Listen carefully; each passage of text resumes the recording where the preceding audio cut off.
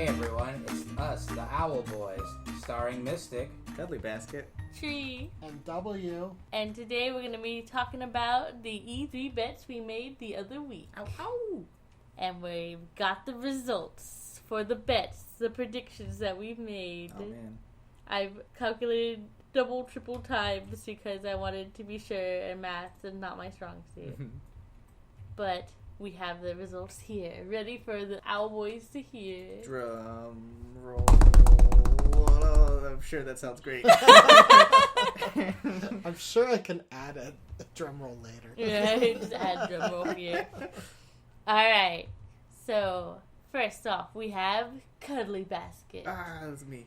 He's gone through E3 with all his might, all his betting powers, and he has 33 points. Whoa, that's impressive. all those points. I mean, hey, at least we got points if Yeah. you got them all wrong. 33 sounds pretty good to me. Alright, next up. W has tried his best without knowing many of the games. But he succeeded in gaining 38.5 points. Wow. Already dethroned. Already dethroned. Cuddly is no longer the E3 champion. Will it be W? Will it be another Owl Boy? Currently it's W. We'll see. Currently, yeah. And third is Mystic.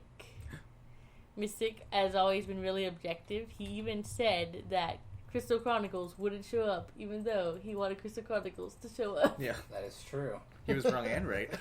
Yeah, that's true. But he got a lot of them right, even though they may not have been things he wanted to happen. How many exactly? So, Mystic has come through with 41.5 points. Whoa, hot potato with this crowd. He has passed up W with a mere 3.5 points, I think. Math. Yeah. It's hard. And then there's me, Yeah. She. And I've gone to this E3 half taking my vote seriously, half wanting more drama, and so I've come through.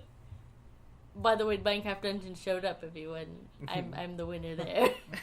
Yeah. If anyone's a winner, it's Tree because Exactly. of Minecraft Dungeons. With my 60 points. Wow. Did we even have that many bets? Oh my god! Wow. Who's keeping score again? with 33 points. Oh. Aw, So I tied with the champion of last year. Yeah. So I'm okay with that. Yeah. And so we have our new Nice. champion, Mystic. Hey! You were all worthy adversaries, but not as much as Mystic. And now he's wearing the E3 crown. Yeah. The king of E3. It fits as if it were made for me. Yeah. Ripped it off my scalp, and now he's got a new scalp. And we will mention Cuddly crying tears in the background. Yeah. We took a picture. There's photo evidence. Man, so Cuddly, how did that zombie feel in that Resident Evil game? Yeah, that's gonna be one of the things that I'll remember to the grave. until I'm a zombie myself. He was so close, but then Nintendo decided to re-release Yeah. Resident Evil games. Yeah. I gotta tell you, I was starting to sweat myself. I was like, there is no Capcom zombies this E3. Everything was going according to plan. I'm like, okay, yeah, for sure, no zombies. Why would there be anything Capcom in here? What's that? Haunted Mansion? What's going on here? What is that? What are those kids playing on their Switch? Put that down, kids. Go play Zelda like real people. And now we will move on to an even more exciting part, E3 games discussion. Hey. Yeah. The title of the episode, maybe. Shoot, what should we name it? We don't have to give it a name. How The about Untitled E3 games discussion. Say, as king of E3, hosting this is beneath me, so I will give the E3 review to Tree. I think technically I had the least amount of points if you don't count Capcom. Yeah. But anyways, so let's move on to our E3 discussion. So we'll be talking about different games that we are super excited about that got announced or was talked about, and I am super excited.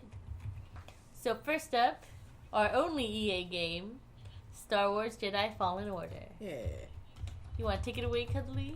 Sure. Yeah, it looks real good. They had a little gameplay demo. I'm into it.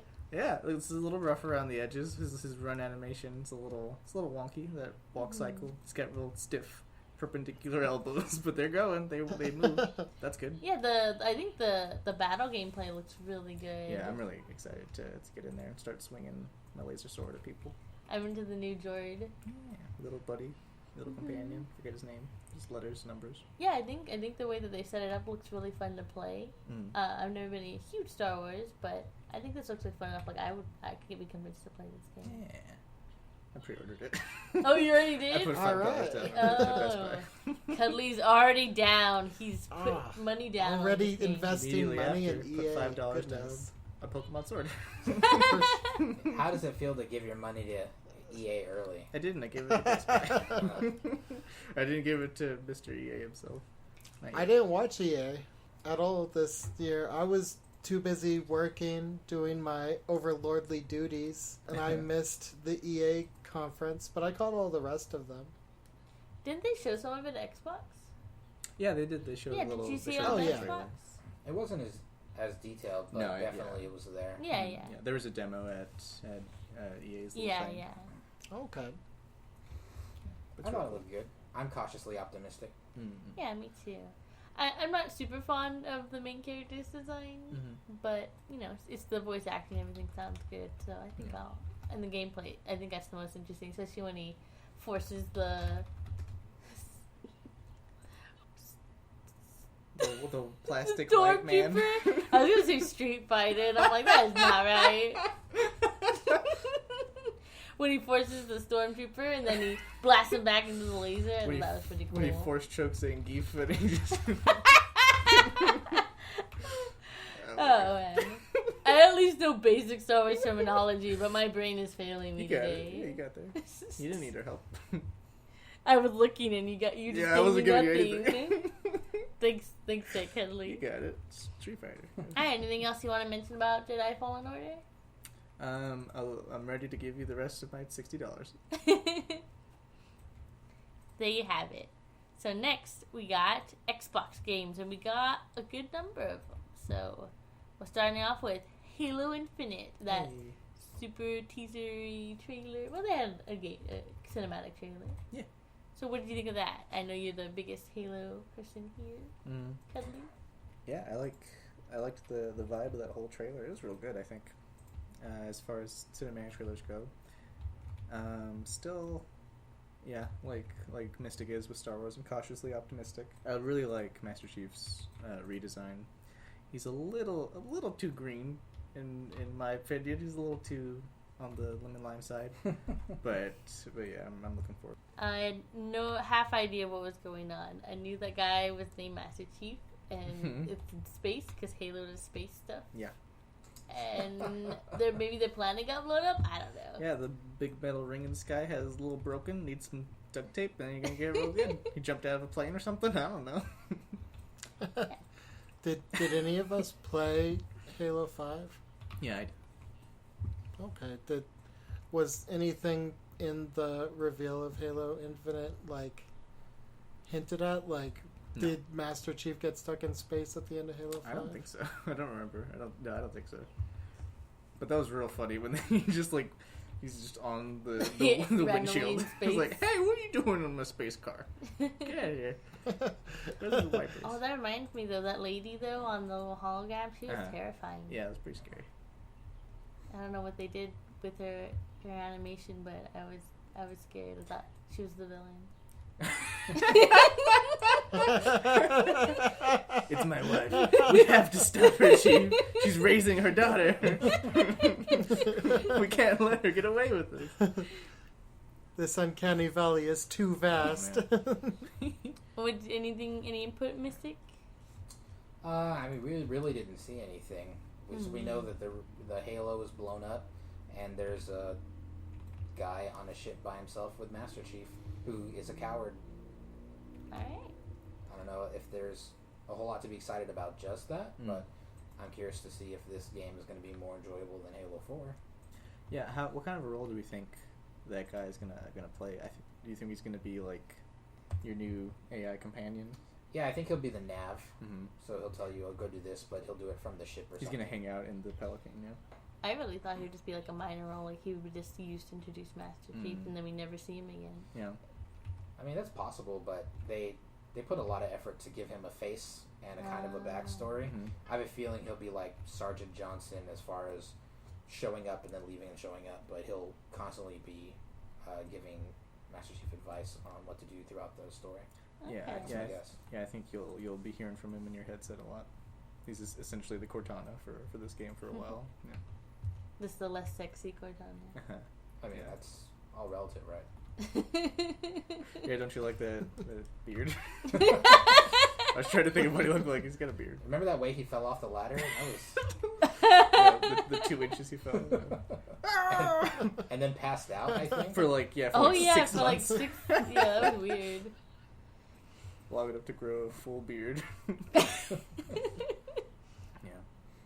Alright, well, next Xbox game we got is another big cuddly favorite, Cyberpunk 2077. Yeah, they did show that off.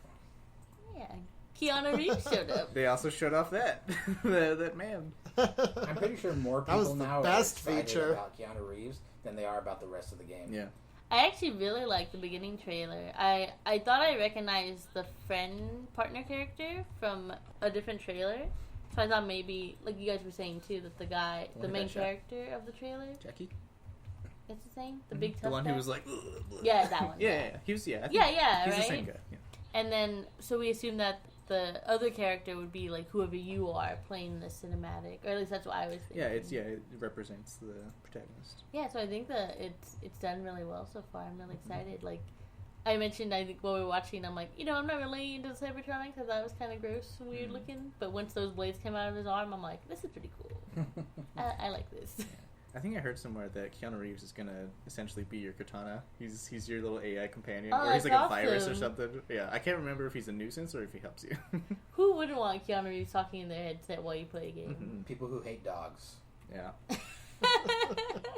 Yeah, so what else did you think about the trailer or the release date that got announced? Yeah, that's bonkers. I did not think we'd be seeing one of those anytime this year.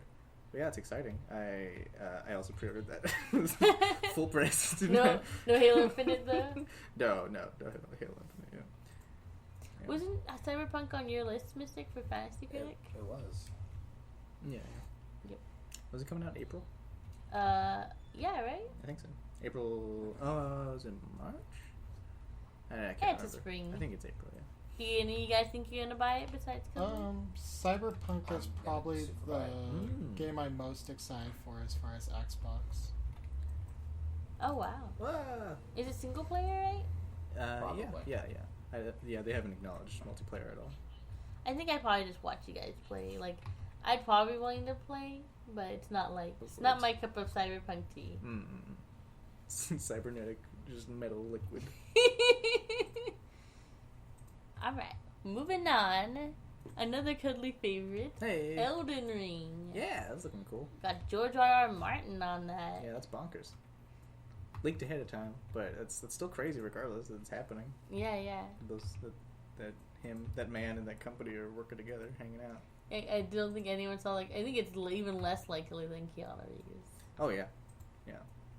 But I don't think Keanu got leaked ahead of time, so I think Oh, more that's people would true. probably ended up being more surprised by that. That's true. But I would have been more surprised by The George Keanu Reeves leak.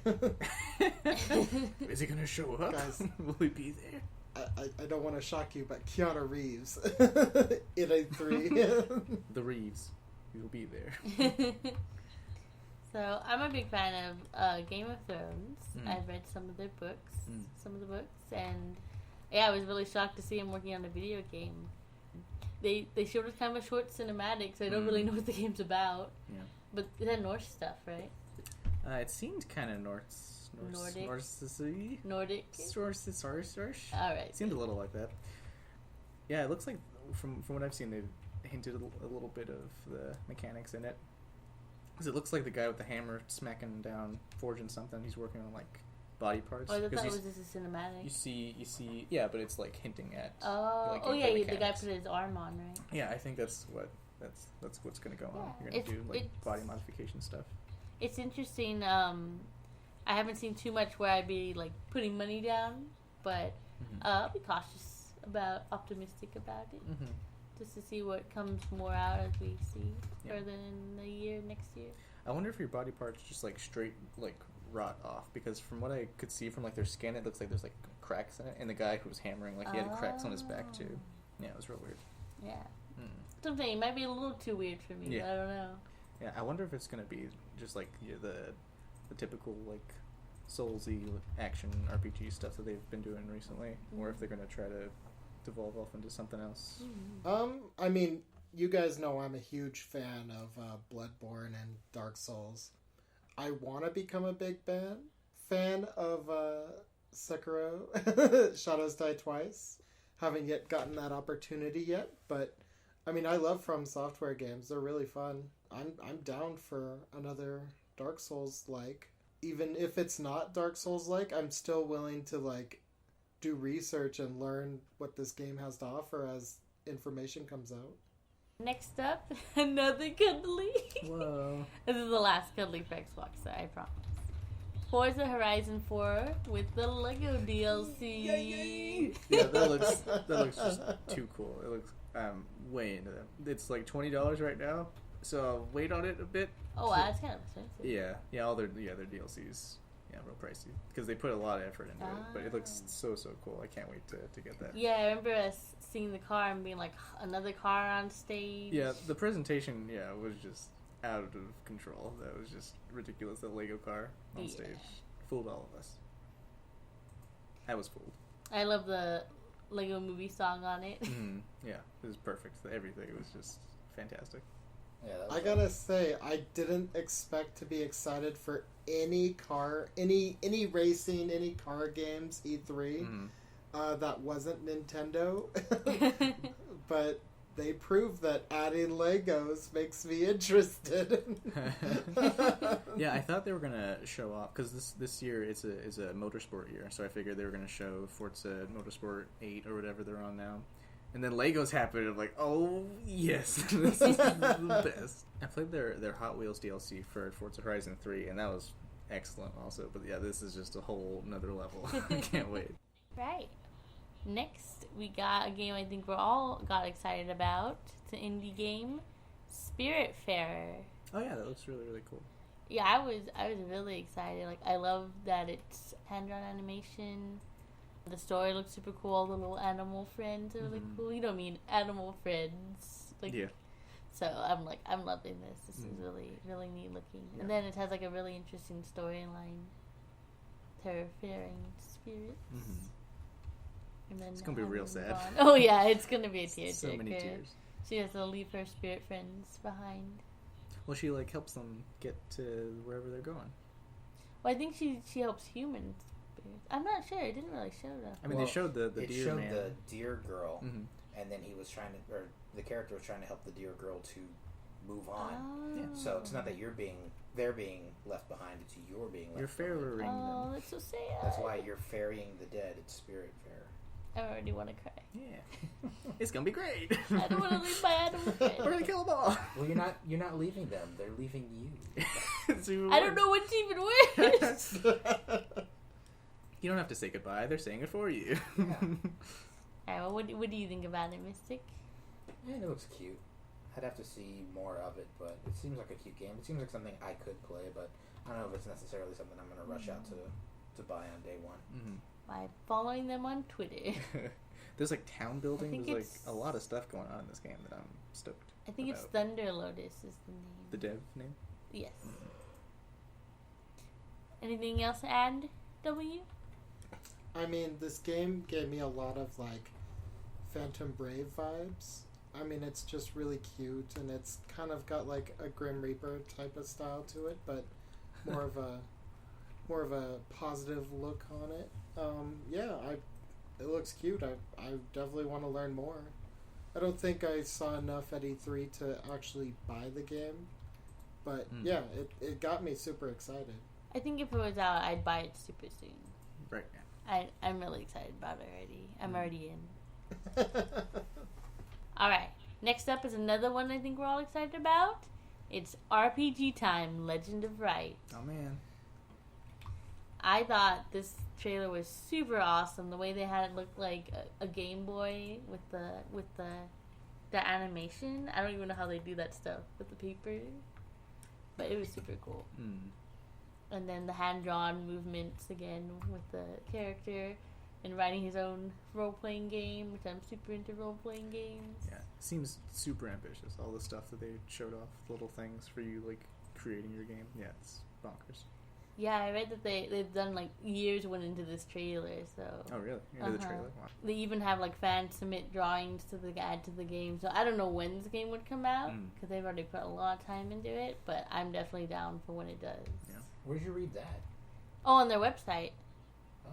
They ask for like certain creatures or objects, and then if you draw them and submit it to them, they add them to the game. Like they had those in the trailer, or they're doing that now? I think they've been doing it for a while because they pointed out some that they've already added. Cool. But I saw on Twitter about that they put years into that trailer and all that stuff. Crazy. Now, is this the original team who made the game, or is this the company that's publishing it? No, this is the original team. Because aren't they from Japan, Japanese? Yeah, they're Japanese. Well, I guess they're getting published by someone, but this is the dev team. It's called, I think, Desktop Games or something like that. Interesting. So I like getting excited about E3 games, writing it down, and then looking more into it. So I wonder if they're going to take Japanese and Western submissions and put both into both releases of the game, or if it's going to be isolated so only the Japanese get Japanese drawings and only the West gets Western drawings. Yeah, I would think it's that they would do both, but yeah, Yeah, you never know. Any other thoughts about it? Looks real cool. Not sold on it yet, but it's super interesting. W? Yeah, this game, I was shocked to see it. These are the kind of games you don't really see on PC or console. It just looks really innovative. Like, they put a lot of really interesting stuff into this game that's super unique that you don't see in other games. Next up, we got a W favorite. There's only one for Xbox. 12 minutes. Hey, yeah. W? This game looked really fun. I really like Majora's Mask. The idea of you only have a limited amount of time to figure out the puzzle, which is keeping you and this lady alive from this event.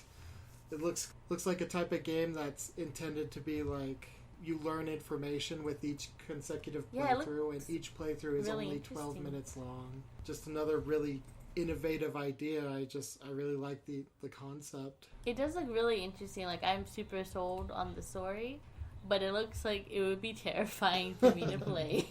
Yeah, from what I've heard from people who had like backdoor demonstrations of it at E3, I've only heard good things. Oh wow. Yeah. Yeah, it looks like a really good story.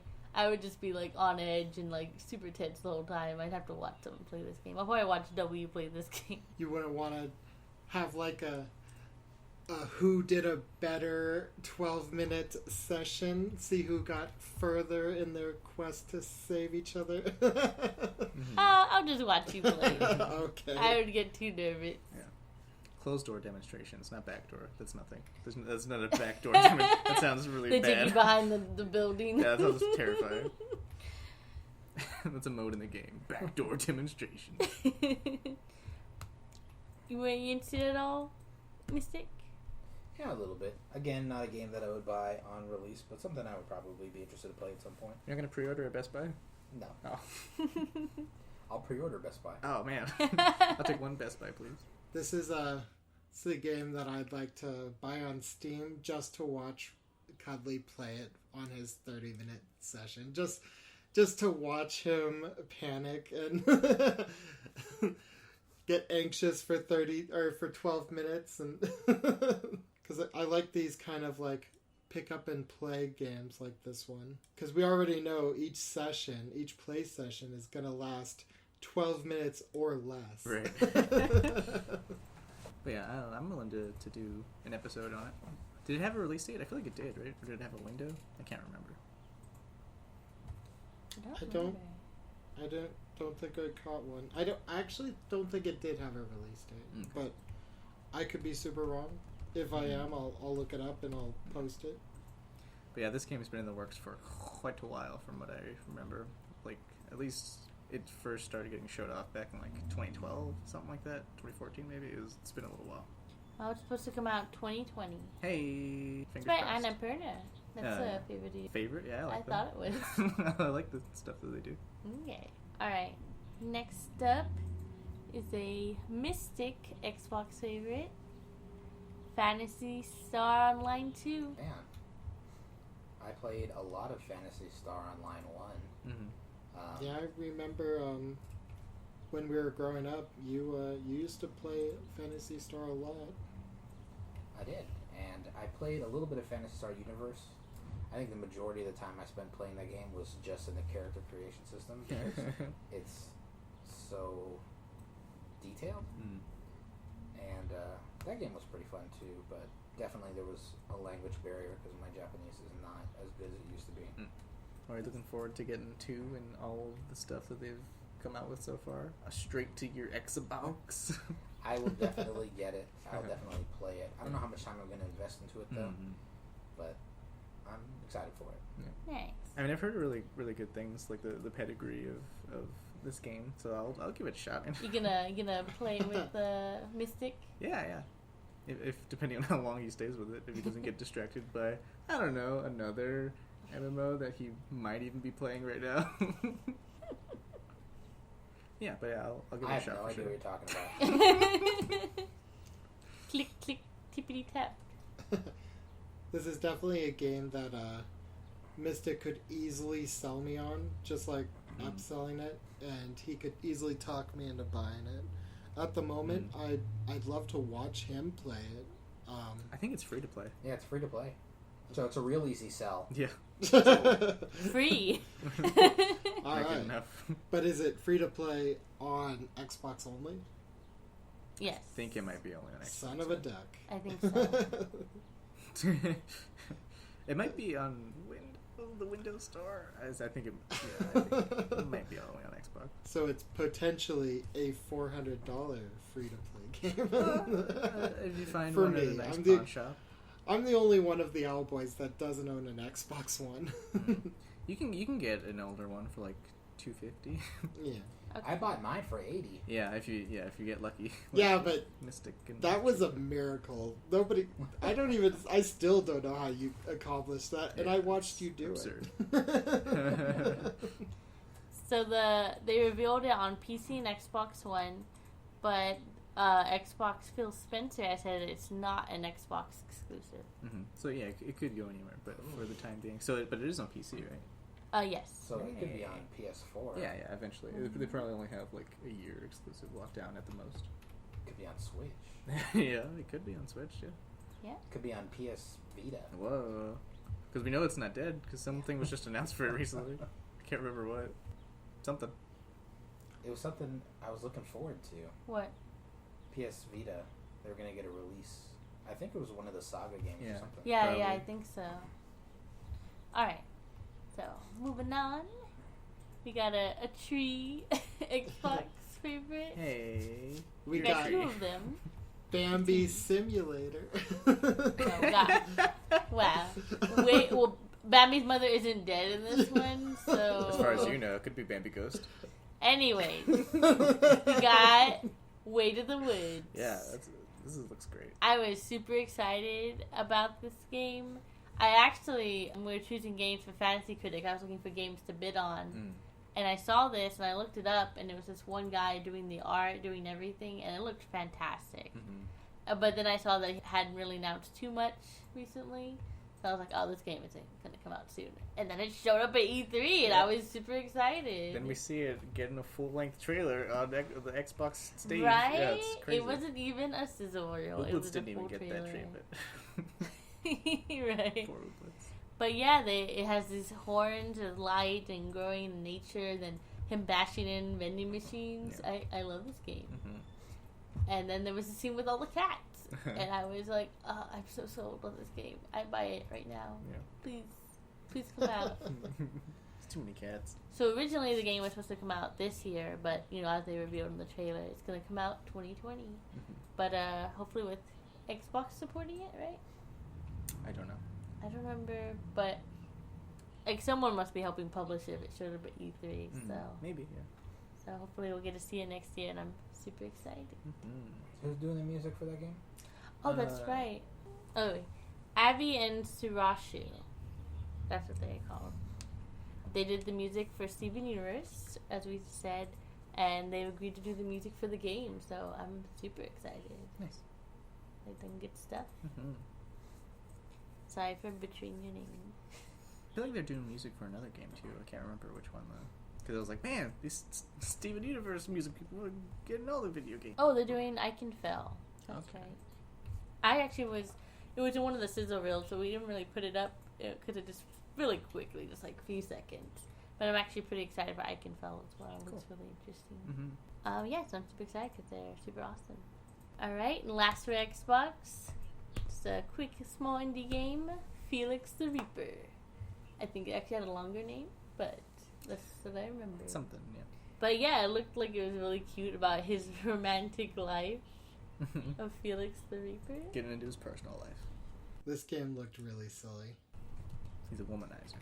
Yeah, it was just really quickly on the romantic comedy about the life of death.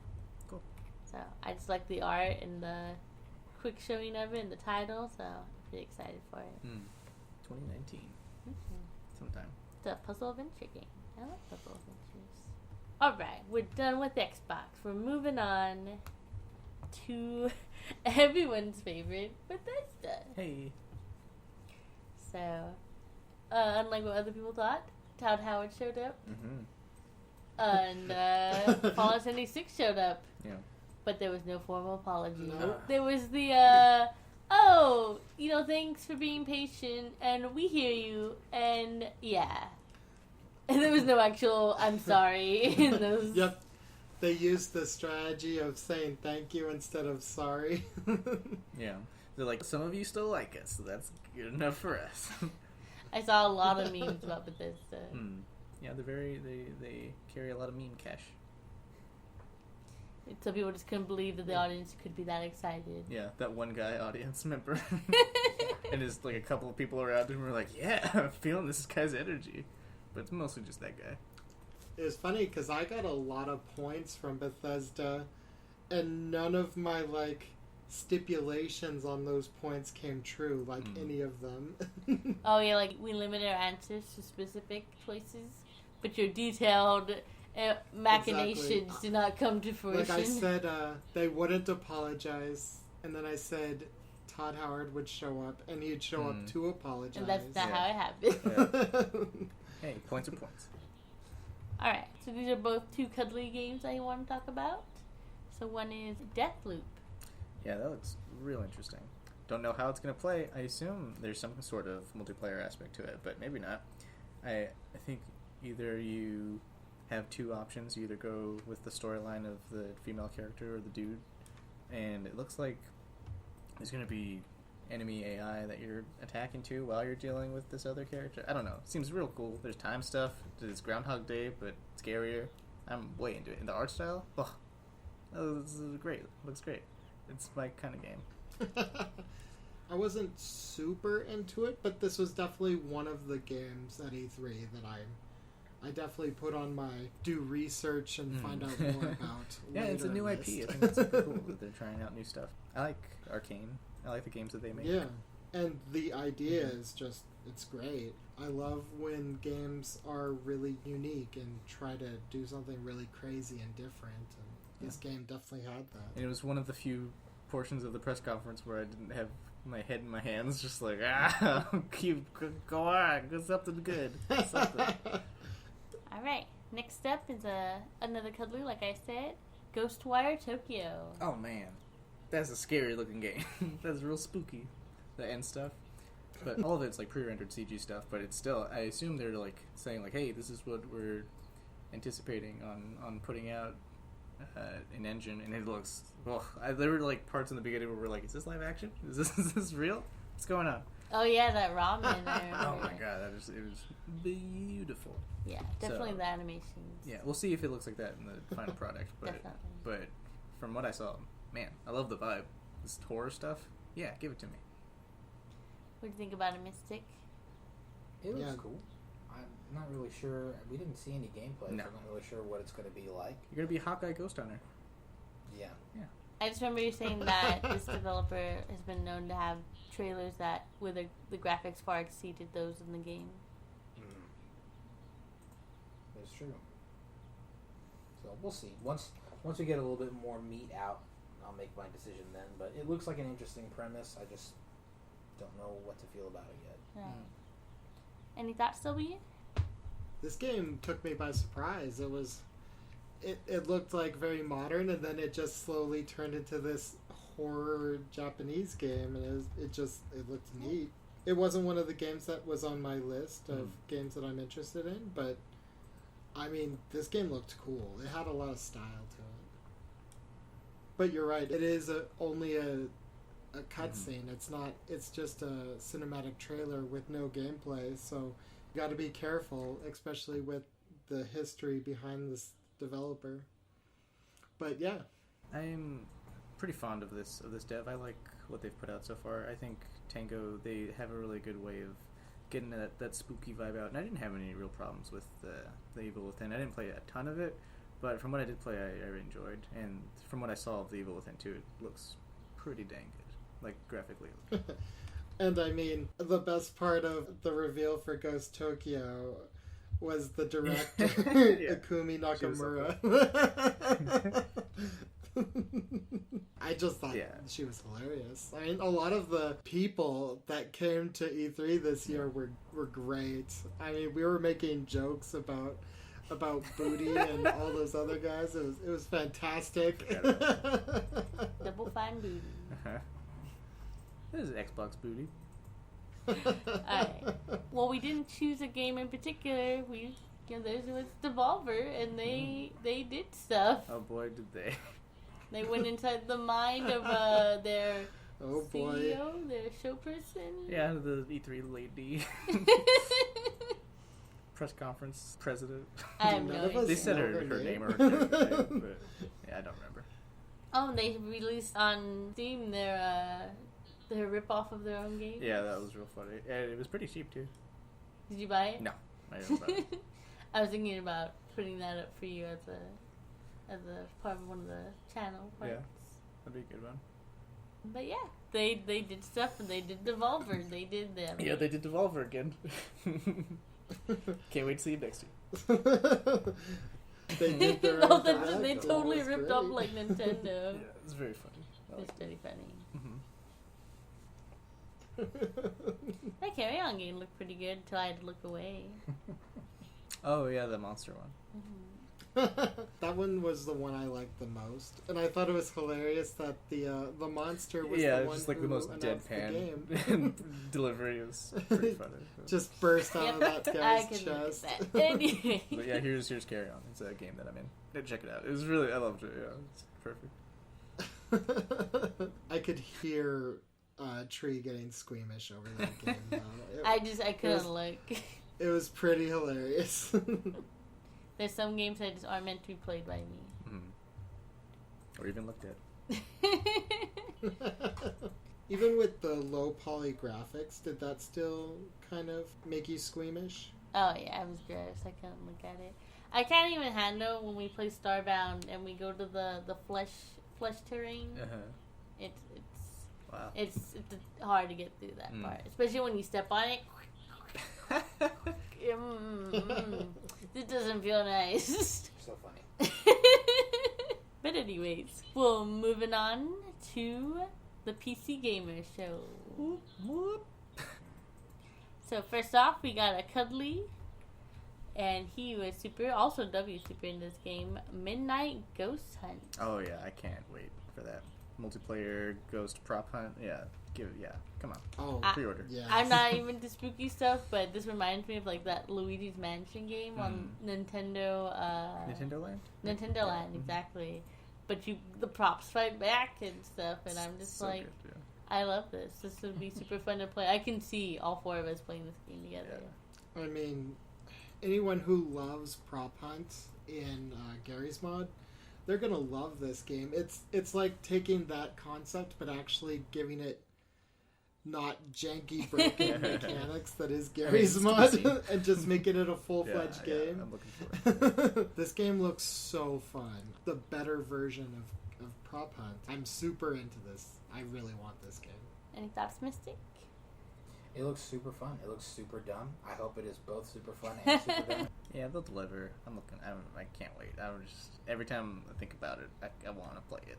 It didn't have a release date, right? I don't think so. All right. Next up is a game I think a lot of us are excited about. Vampire the Masquerade Bloodlines 2. Mm-hmm. You want to take it away, Mystic? Vampire the Masquerade is a game that I haven't played. I enjoyed it a lot. I think I played it before I played anything by Bethesda, but it kind of feels similar to that as far as the interface.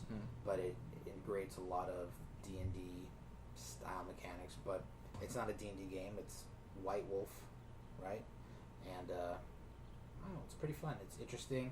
It has some really neat mechanics. Like when you start the game, you can pick what race you want to be. And each one has a racial ability, and depending on what you pick, each person in the game has different ways that they interact with you that seems a lot more in-depth than even games like Skyrim or Fallout do, where it's just kind of a cursory, like, oh, you are this race, and they mention that once. But in this one, your race really does identify who you are or how you are identified within this greater world. So I got about halfway into the game, maybe. I never got to finish it because my computer died, so I lost a lot of my motivation to go back and redo everything from the beginning. But I really enjoyed it for the time that I played, and I really would like to finish it one day before the new one comes out so that I can play the new one. Yeah, I've heard a lot of great things about the original from some friends. I myself, having never played the video game, I played tabletop, though, Vampire the Masquerade, and I love it. I love that how the different clans and how really, you're perceived in the society depending on what you are, and you really have like your own clan, but then you still have like your previous life that you were in. So I'm super into Vampire the Masquerade, and so hearing about this game and seeing what it looks like, I'm really excited to play this game, and then maybe even, like you said, play the prequel before, not prequel, but the first one before it comes out. I will warn you, parts of the first game are kind of scary. Oh yeah, A little bit. let's see if I can get through it. Alright. And some of those races are kind of gnarly looking. But there's a lot. If there's no flesh squishy noises, maybe I can get it. I mean, it's vampires. It's just blood sucking. It's different. Yeah. A game called Vampire Bloodline is scary. What? There's gore I in mean, that game called Bloodlines. You joke, but when you play the game, it's pretty modern. It feels like you're just another person in a city that is a very modern city. But being a vampire just affects things like how the story progresses around the world that you're in, and not necessarily the world itself. Like, this isn't a like Yu-Gi-Oh, where Yu-Gi-Oh is the only thing exists. This is a regular world that has vampires in it. So you're focused on the vampire-centric part of that world, but the world isn't just vampires by itself. And then the mechanics that you use are based on your race. So that being like a gangrel gives you different abilities than being, I forget what the other races are called, like a Tremere or Ventru, Bruja. So it's not really supposed to be like a horror game, but there is one element where it does feel like a classic horror movie or book, and I love that section. It's creepy. It's really thematically appropriate for what you're trying to do at that time, but I don't think that really sets the stage for the rest of the game. So there you go. Any thoughts, W or Kedley? Yeah, I've heard really, really good things about Bloodlines 2. Not the sequel, but the original. I've heard good things about that TOO. I haven't played a second of it, but I've watched a little bit of the beginning, and yeah, graphically it's a little rough, it's a little chunky, but it's not too bad. It's still playable. Everything's readable. You can still get everything that you need. But yeah, I'm looking forward to it. Nice. Yeah, checking it out. It's Cyberpunk with vampires. Hey, I'm down. I can't wait for them to put what's his name, Sean Bean. Can't wait for them to put. Oh, hell yeah! And then he immediately dies. Huh? Well, they're vampires. So they all start off being dead. Sean Bean. He's like, I've died so many times. Yeah. Why do I keep doing this to myself? He'll come in and his first line will be something like "Life begins after you die," and then that'll be the intro to Vampire E3. And then nothing will be exposed on him except for his neck. He's like, man, they're so itchy. Can you help me out? Alright. Next up, is a game we are all Owl Boy excited about. It's an indie game that looked really interesting. I think it's indie. El Hijo. This game is really hard to look up on Google. Oh, yeah? Yeah, because Because there's he's a coming up movie- with the sun.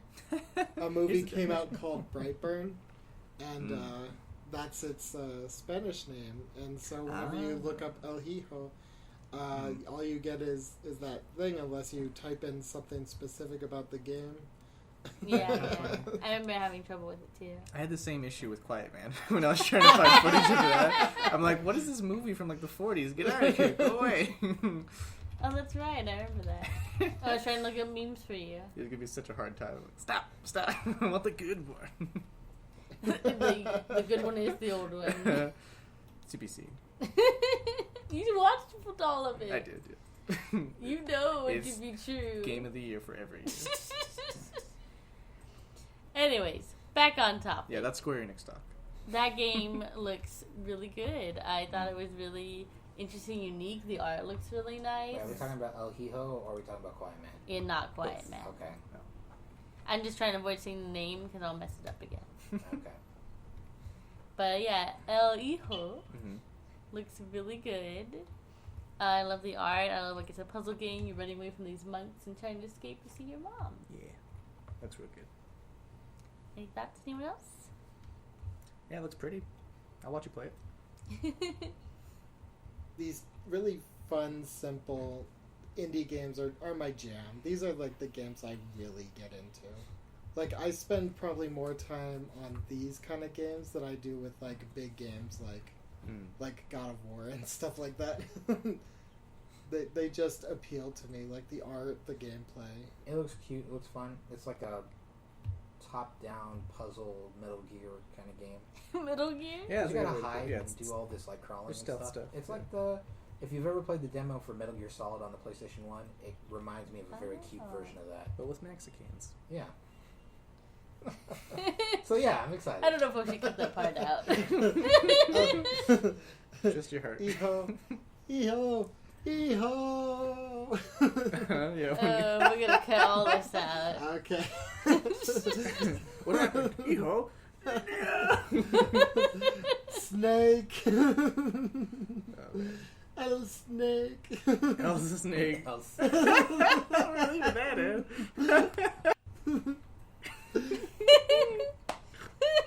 That's the Well, now we subtitle. gotta keep it El in. Hijo the snake.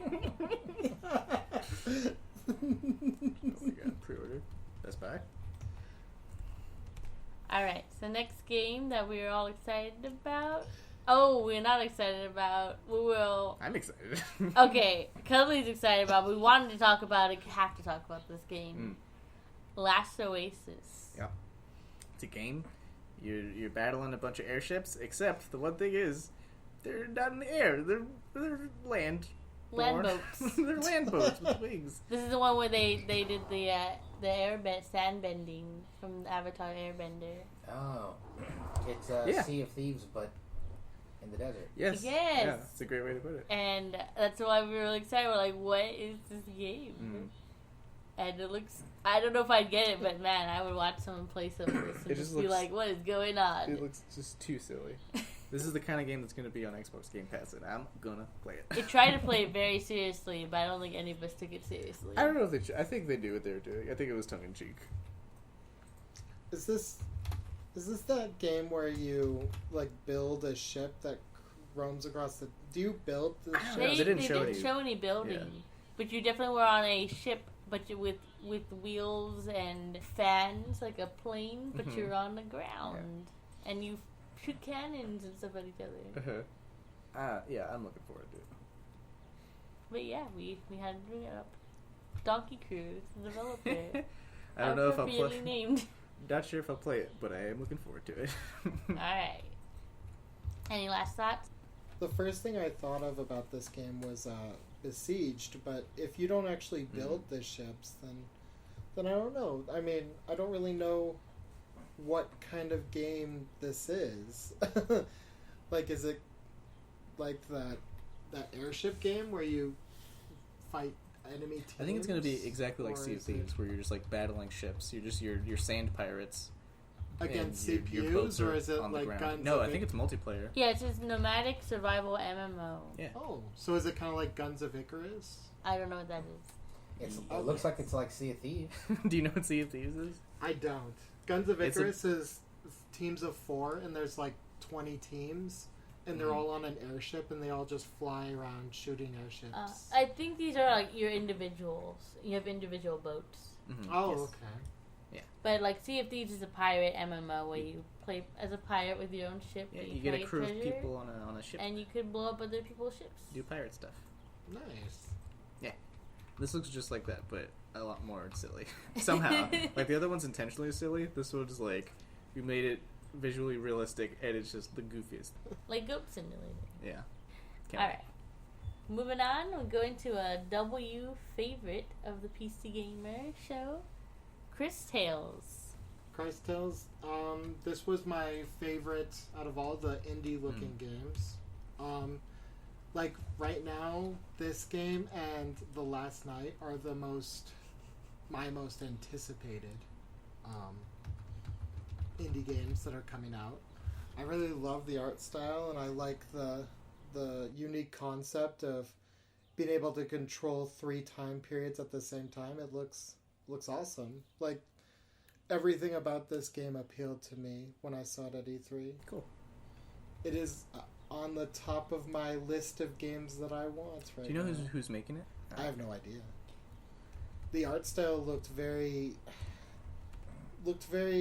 like Steven Universe-esque, but I don't know anything about it. Okay. Yeah, I think it's an indie developer. Mm-hmm. I really liked art. I thought it was really cute looking. The developer is Dreams Uncorporated. Sick. Published by Modus Games. Yeah, I really liked the trailer and the look of it. I can't remember. What were you thinking about it, Mystic? I don't like it. How come? I don't know, something about it. I can't really put my finger on it, but it just makes me not think I'm going to enjoy playing that game. I like the premise, but just something about it seems off. Yeah, if with this game, I feel like it can be either really good or really like end up being kind of generic. Like in the art style, the story, and things. I mean, it looks good when you look at parts of it, but as a whole, I just don't know how it'll come together. So I'm hoping it's really good, and then seeing the reviews, I'd be willing to buy it. I mean, there's a demo, so I could definitely try that out. I want to really love this game, but I'm kind of hesitant on it. But W apparently is all in already, so guess we'll find out from him how good it is. Some pieces of art that we're watching the trailer right now, and some parts of it remind me of Lady and the Tramp for some reason, and I like it for that. Have you played the demo at all, W? I didn't know there was a demo. It's available on Steam right but now. I think I know what I'm going to be doing once we're done discussing.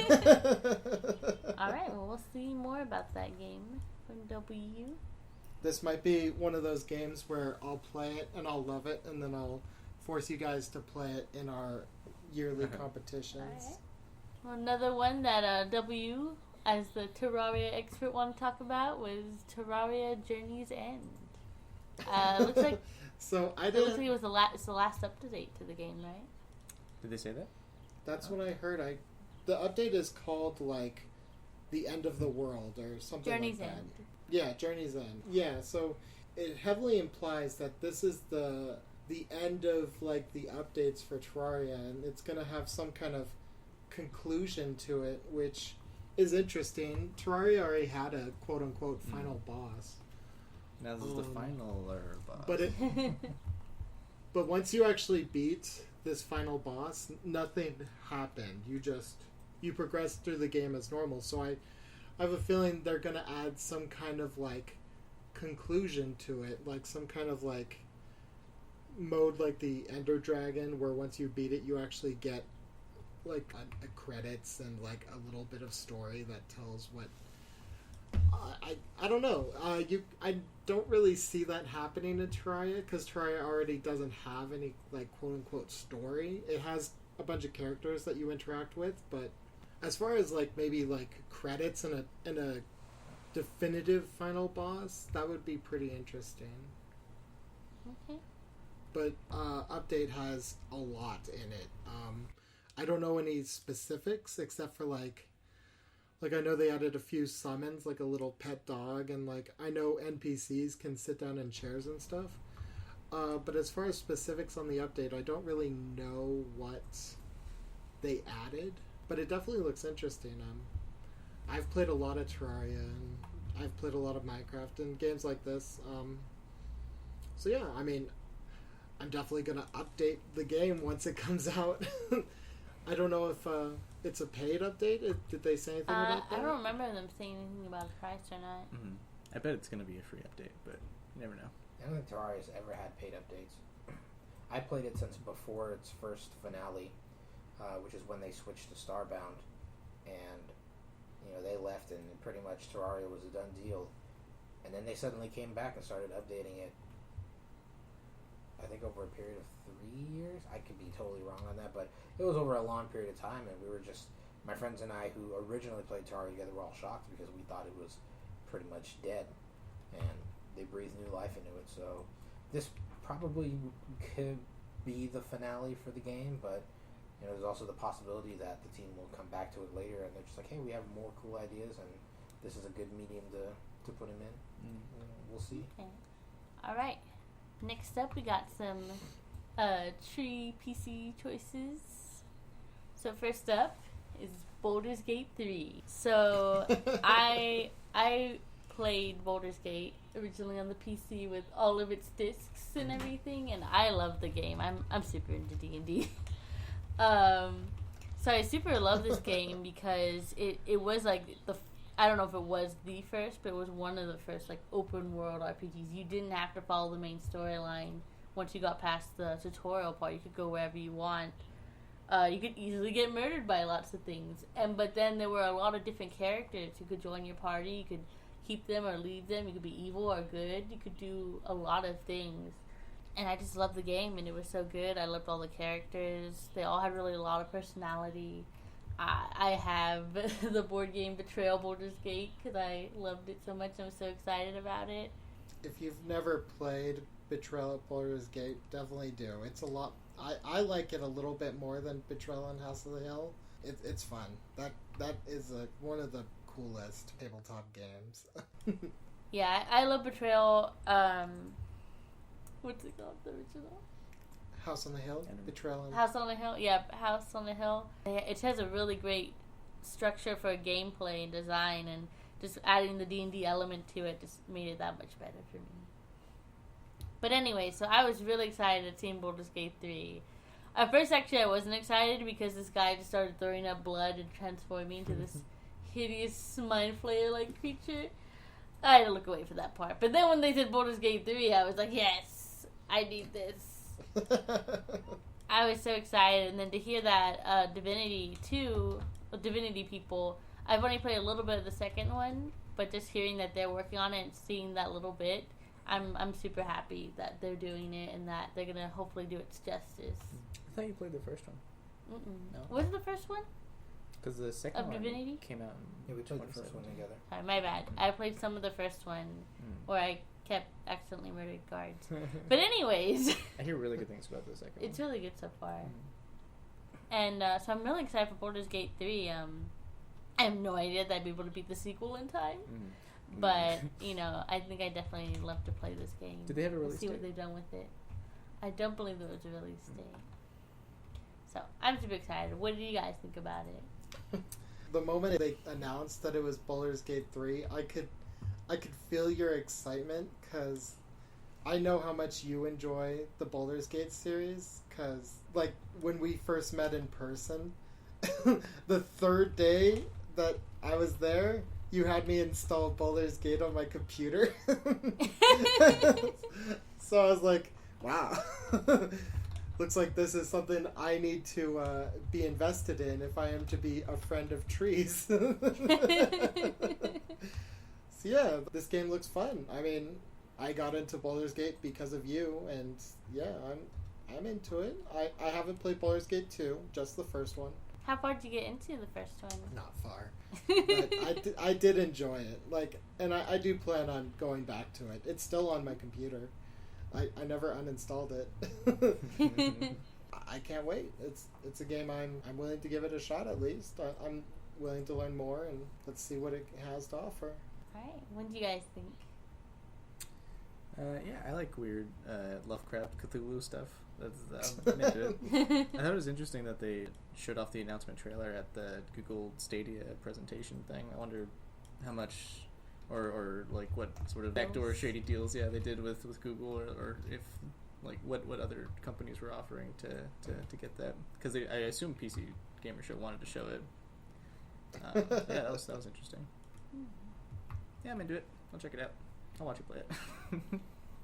And what about you, Mystic?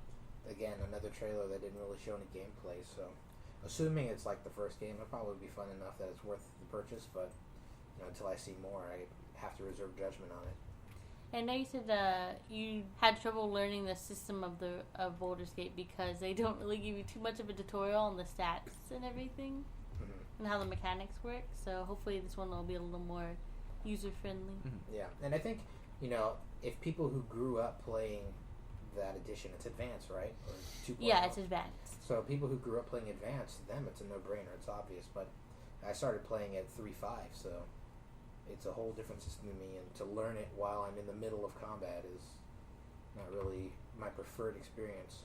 Yeah, this one's supposed to be 5th edition, so I really love 5th edition. I mean, 3.5 will always have a place in my heart, but 5th edition is really good so far that I've seen. So them using those mechanics and stuff will hopefully be a easier pill to swallow. Yeah, I'm sure it'll be fine. Especially because Cuddly knows the 5th edition rules super well. Super well, yeah. I'm pro. He's used so many spells on his bard. You can call me a D&D pro, I think. Ugh, Bard pro for play a sure. Yeah. Bard? Ugh. I hate bards. Why do you hate bards? Good He has no answer. rebuttal. That's all the answer he needs. He doesn't need to explain himself. He hates bards. Well, I think his sword hates bards. Isn't he a bard? Who?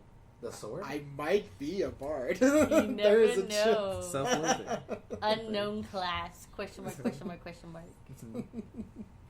I'm pretty sure on my character sheet it just says sword. He's class sword.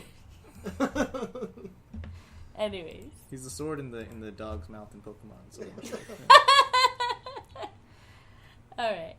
So for the last PC gaming show was another thing I was excited about. I think I'm the only one. Unexplored 2. I don't remember what So this is. it was a quick, small trailer about a character who would travel to an area, you fight through things, but if you die, you show up back again at the beginning, but you can take a different path, a different branching path. Yeah. And I don't know, just the art and the gameplay and the design of it, it just it charmed me. So I'm not sure when it's coming out, but it'd be a game I'd be willing to play if I saw it for a good price. Yeah, the art style seemed very, very Sable. That's what it reminded me of. That's right, yeah, it looked a lot like the Sable. color palette. And I haven't played the first one, but this one looks good. Alright, so next conference we're going to be talking about, with only one game that we were interested in, Ubisoft. Hey. And the game that we all fell in love with a certain old lady from. Ghost Recon. Badass old lady simulator. Watch Dogs Legion.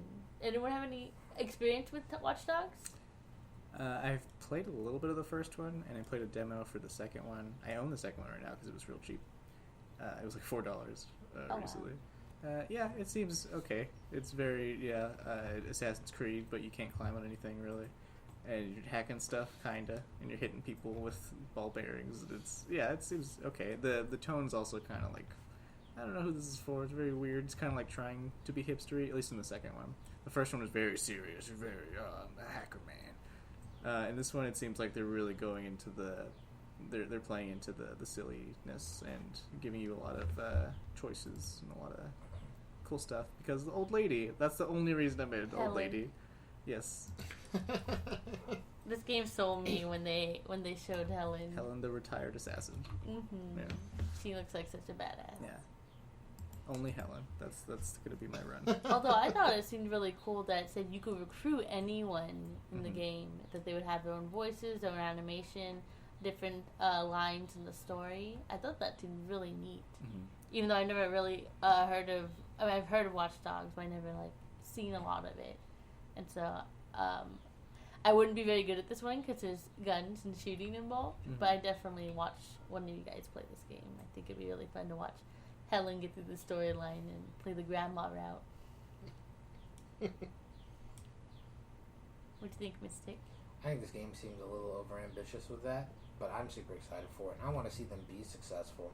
This isn't me just saying like, oh, you know, I'm naysaying and doom bringing on the game. I don't think it'll be that good.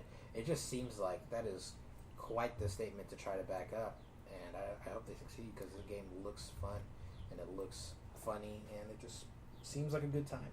I agree. I'm really skeptical. That was the only thing that got me. It's like, okay, everybody, yeah, let's see how. Because immediately when they said that, it gave me vibes of Spore and of No Man's Sky, like these huge promises. It's like, okay, yeah, you're gonna get everyone really, really excited about this, and then as soon as they start playing, they're gonna just be super disappointed.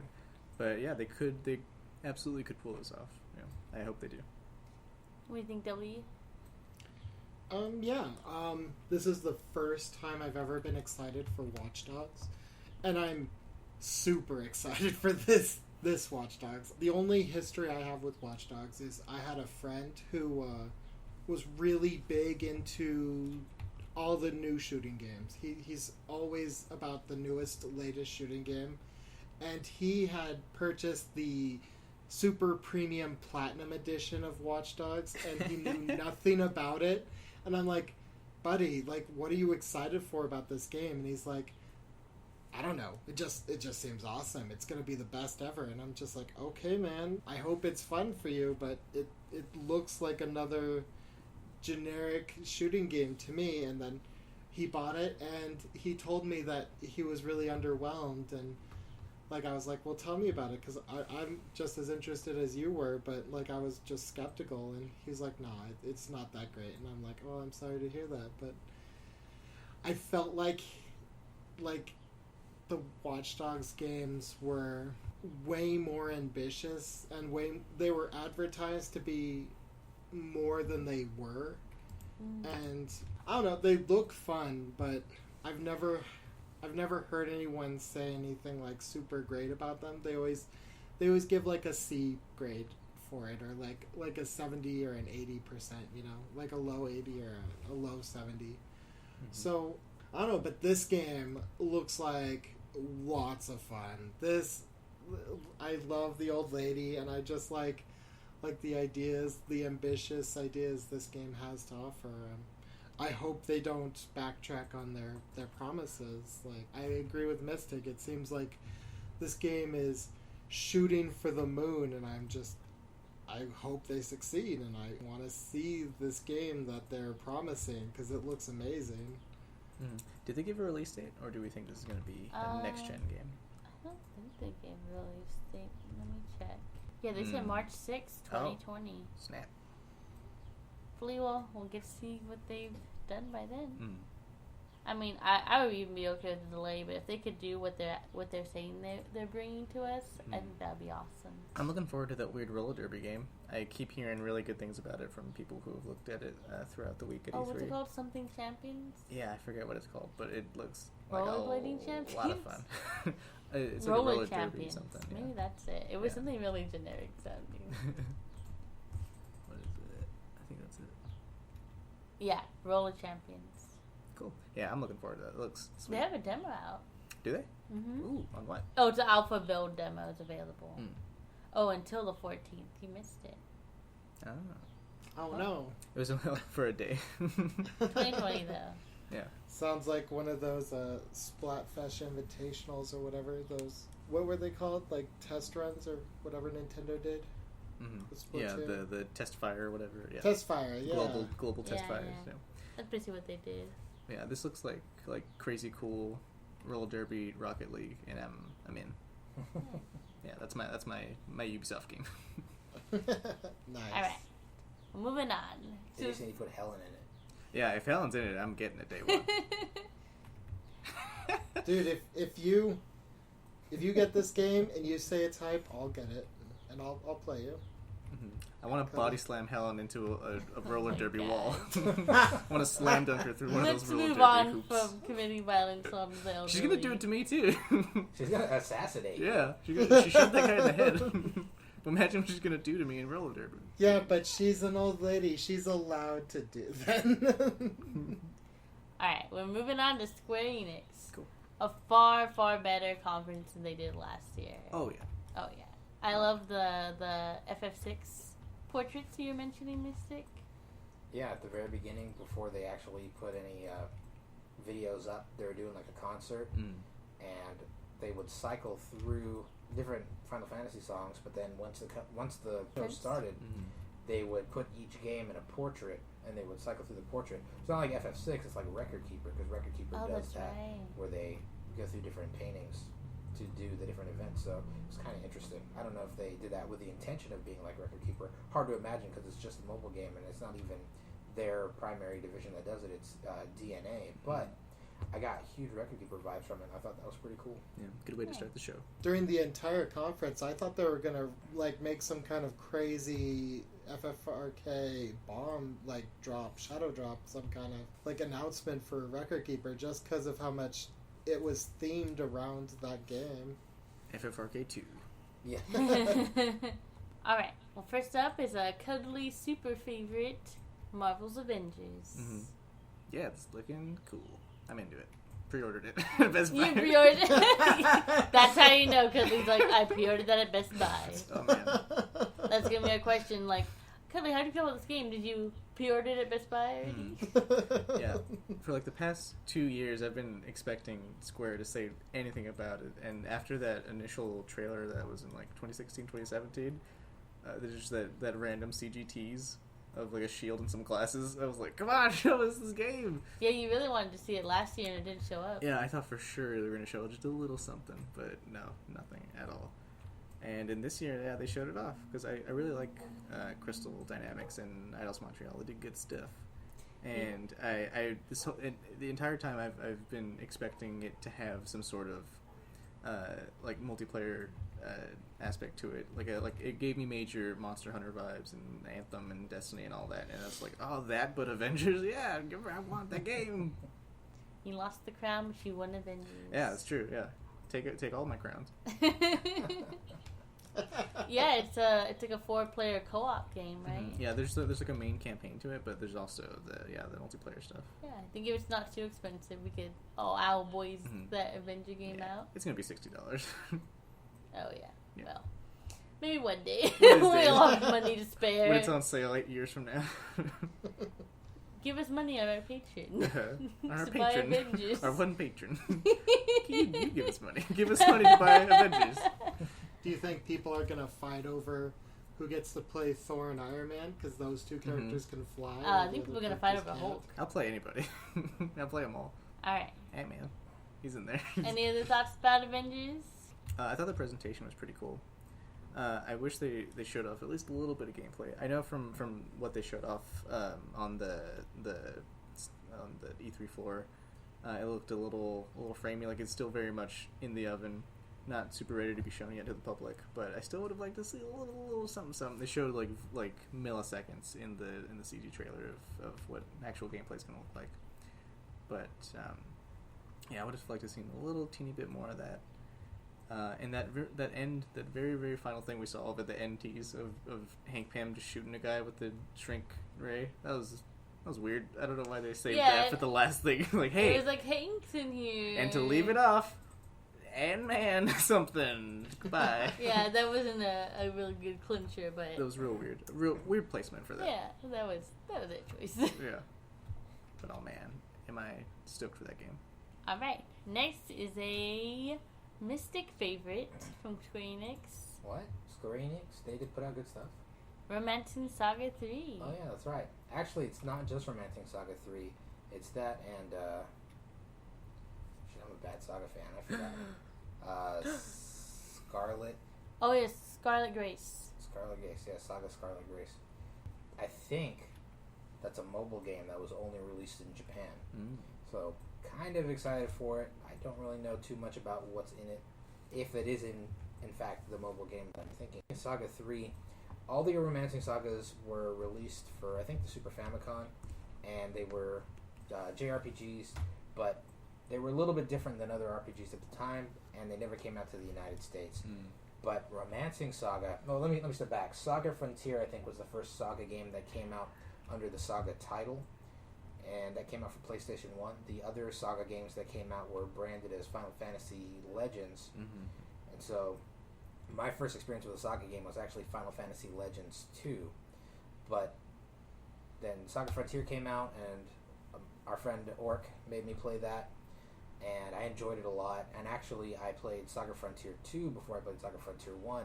And one of the things that I thought was interesting was that the game carried the same name, but it was a totally different experience. Saga Frontier 2 is nothing like Saga Frontier 1. And then a limited Saga came out for the PS2, and that game is nothing like any other video game I've ever played, and that is both a positive and a negative thing. But then they released Romancing Saga Minstrel Song, which is a remake of the first game, and that game was pretty phenomenal.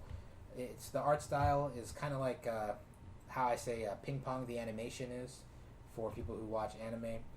It's a little rough to see at first because it's just a style that I think doesn't really work well at first glance. Yeah. But you kind of get attached to it the more that you play. So the game has amazing voice acting. It's got good mechanics. It's a good RPG. It's got good stories. It's got really interesting characters. It's got a large array of characters to choose from. You have 7 or 8 main characters that you can play through. Each of them have their own storyline. It's an awesome experience for people who like RPGs and like to play something a little bit outside of the more mainstream titles. But that was it. Romancing Saga came out, and it was the only Saga game that we got for a long time until they released Romancing Saga 2 as a remake for the Switch, the Xbox One, probably also the PS4. And that game kind of went back to the traditional era style of JRPGs where it's sprite-based and everything is 2D, whereas Romancing Saga Minstrel Song was fully remade in 3D to be more like a modern take of that game. So Romancing Saga 3 looks like it's going to emulate a lot of Romancing Saga 2 in that style, but I'm excited for it. It'll be its first release in the United States, and it's a good series. It's really fun. I'm super looking forward to that game, and I'm curious to see how Scarlet Grace is going to be. So I just looked it up, and it was a console game originally on the Vita in 2016 in Japan. Which one? Scarlet Grace. Cool. So it has now been released on Android and iOS, PS4 and Switch in Japan in 2018. So.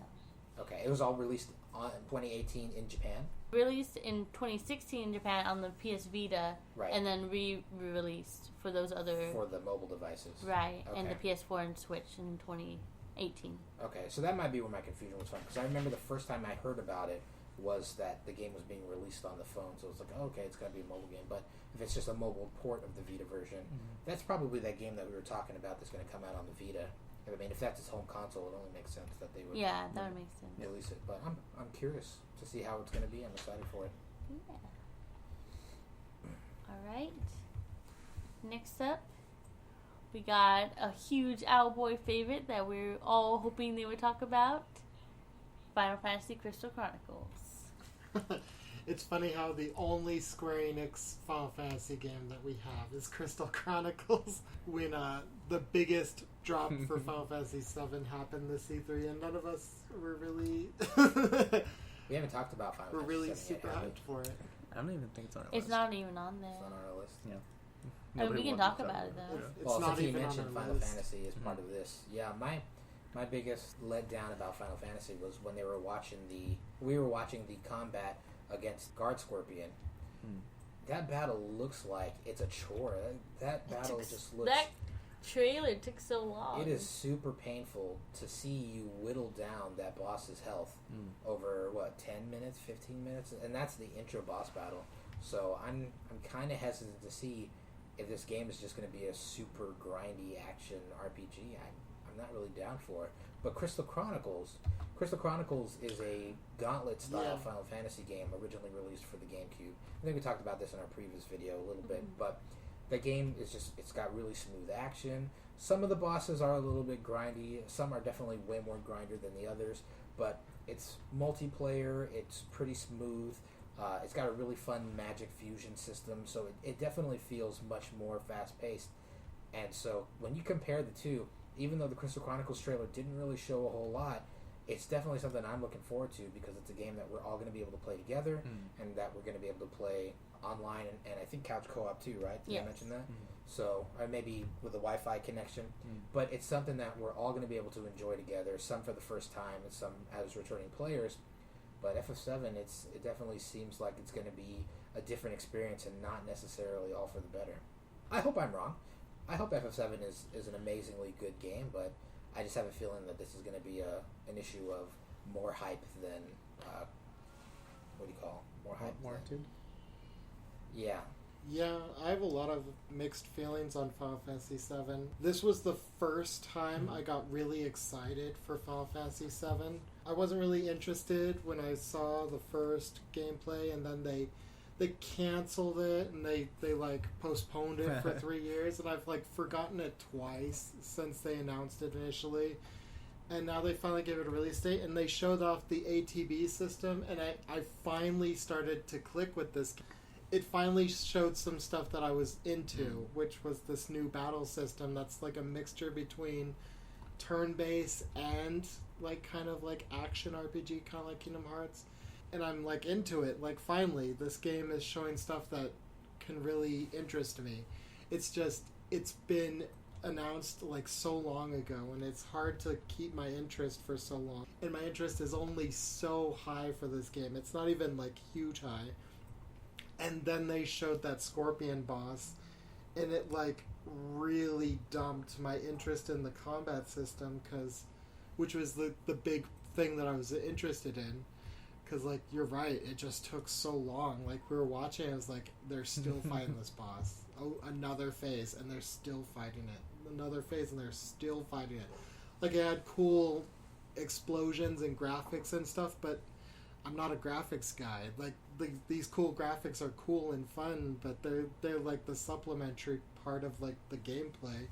And this game was going on. This fight was going on and on and on, and it just didn't seem to end. And like that boss fight in the original game was pretty short. It was like relatively short. You got electrocuted by this tail because Barrett gave you bad advice, and then and then you beat it and you move on. And so I really hope they balance out the combat system. If they do, this could be the first time that I've gotten actually excited for this Final Fantasy VII remake. As far as Crystal Chronicles, though, this game was my dream bet for like years. So when they finally announced Crystal Chronicles, like this is the game that I've wanted. I love Crystal Chronicles so much, and the fact that it's coming out now is just a dream come true. So I've only seen a little bit of FF7. But despite that, I have played Kingdom Hearts, and I actually really don't like the gameplay of Kingdom Hearts in a lot of ways. And so the way that this reminds me of that combat really turns me off to the game, because having somewhat recently replayed like the old like FF6 and FF9, like I've super gotten into the gameplay design, the combat design in those games. And so I really hope that they continue to work on the combat system to make it more fun, and hopefully not have that boss battles last super long, because that was killer. But I'm super excited for Crystal Chronicles. I've only played a little bit. That one time we managed to get our Game Boy Advances and everything together. Blow but off I the had a dust on our Game Boy Advance. But I had a blast. Getting letters from your family, traveling together, joking around, and we would play a Final Fantasy together. And I don't know, I super love the family thing, the way they develop a background for you. You feel like a real character, and I just love that game. It was so fun. And I was so sad when we stopped playing. That was the only time we played. Aww. So I'm super looking forward for this to come out and for us all to play together. If nothing else, that game is extremely charming. Yes. They showed a lot of the same trailers from last year, so that had me a little hesitant on the graphics. But overall, even if they just kept the graphics as is, I think it would still be a really fun game. Yeah, I've never played the original FF7, but from what I've seen, yeah, I'm glad that they're having at least some kind of visual update, because yeah, going back, it's a little rough. You don't like Final Fantasy Lego Edition? But yeah, I like action games, like action RPGs. So the combat, yeah, doesn't bother me so much, in fact. And yeah, watching that boss battle was a little rough, but I think it'll probably play differently than it is to watch it. Because I think it probably took me around the same time, if not longer, to beat Calamity Ganon in Breath of the Wild. So I don't know if it'll actually end up being all that hard to get through. But yeah, it's sure. It's just the gorgeous. problem is that's the first boss in the game. It's not meant to be. Yeah, but in a game that has a ton of bosses. Yeah, like any of the bosses that you fight in Breath of the Wild, even they'll take a good little amount of time. But yeah, I think that just shows how much they're scaling up this game. They're putting a lot of detail into every little bit. So that's cool. I'm looking forward to it. Haven't pre-ordered it at Best Buy yet, but you know. Good to know the cuddly pre-order status of the game. And for Crystal Chronicles, I've also never played that. It looks a little rough. Looks a little like you could feel the age a little bit, but I've heard nothing but good things from the Owl Boiz and from others. So yeah, I'm looking forward to playing. Nice. All right. One last game for Square Enix is Dragon Quest Builders 2. Yeah. I am so excited. I mean, we already know date and everything, but just hearing more about it and seeing the multiplayer, just like, just sinks it home for me. I am buying this game. I'm hoping the Owl Boiz buy this game so we can all play it together. And actually, originally, I was going to buy the Switch for when Animal Crossing came out. But I think because of the delay and everything, I think because this game's coming out and I super want to play it together, I think this is going to be my reason to buy the Switch. Wow, that's super cool. I was hoping for a Switch Mini, get a little cheaper. Yeah. But, I'll take what I can get so that we can all play games together. So, Dragon Quest Builders 2, it's like Minecraft, but with Dragon Quest skins. It's like the original, but with multiplayer, which makes it that much more fun. And just a paraglider? Yeah, that's what sold me. That's what I saw the Breath of the Wild paraglider on there. Yeah, that's what officially sold me. Yeah, but definitely getting to build stuff together and fight monsters and play like Minecraft, but with this kind of skin and paragliding, which Minecraft doesn't have. I think it's super exciting. I'm super looking forward to it. Oh, yeah. Are you guys going to get the season pass? No. What's the season pass? I didn't even know it had one until I looked it up on the Switch store. There's two different pre-order options. One is just pre-ordering Dragon Quest or Builders 2 and then downloading Dragon Quest Builders 2 with Season Pass. What does Season Pass have? It's just all the DLC. You just pay up front to get everything that they put in the future. Yeah, I have no idea what's on the Season Pass, but it exists, and I was shocked. I'm not against Season Passes. Yeah, it's weird that they have one. I'm just surprised that it has one. Get that money. Get that Minecraft money.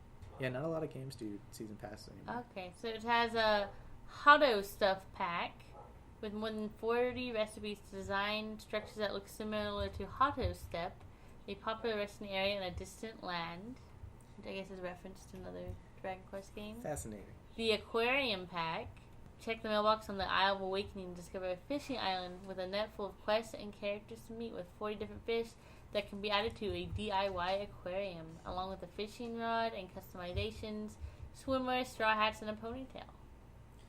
Good job, Square Enix. This is a good year. Modernist Pack. 70 different recipes to look like modern structures, change hairstyles and clothing. You can make a fashionable luxury hotel. Knick-Knack Pack is 3 recipes to create a pretty paddle, celebratory soup, and ornate adornment, so you can celebrate every new year with some Hotto flair. So I've already played a little bit of Dragon Quest, so I don't know all these references, but they look pretty fun. If you were wondering, now you know. Go buy it. That's a lot of content for the season pass. The season pass is only like $20, so. Yeah, so they're saying that you can buy these each separately, or you can buy them together cheaper. So I might get season pass. I don't know.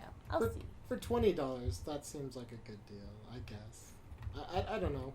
We'll see. Alright, well, any other thoughts about Dragon Quest Builders 2?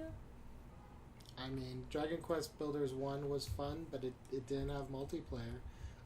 This one does. I expect to dump over 700 hours into this game. Are you cuddly? Yeah, looking forward to it. Mystic? Yeah, seems like it's gonna be fun.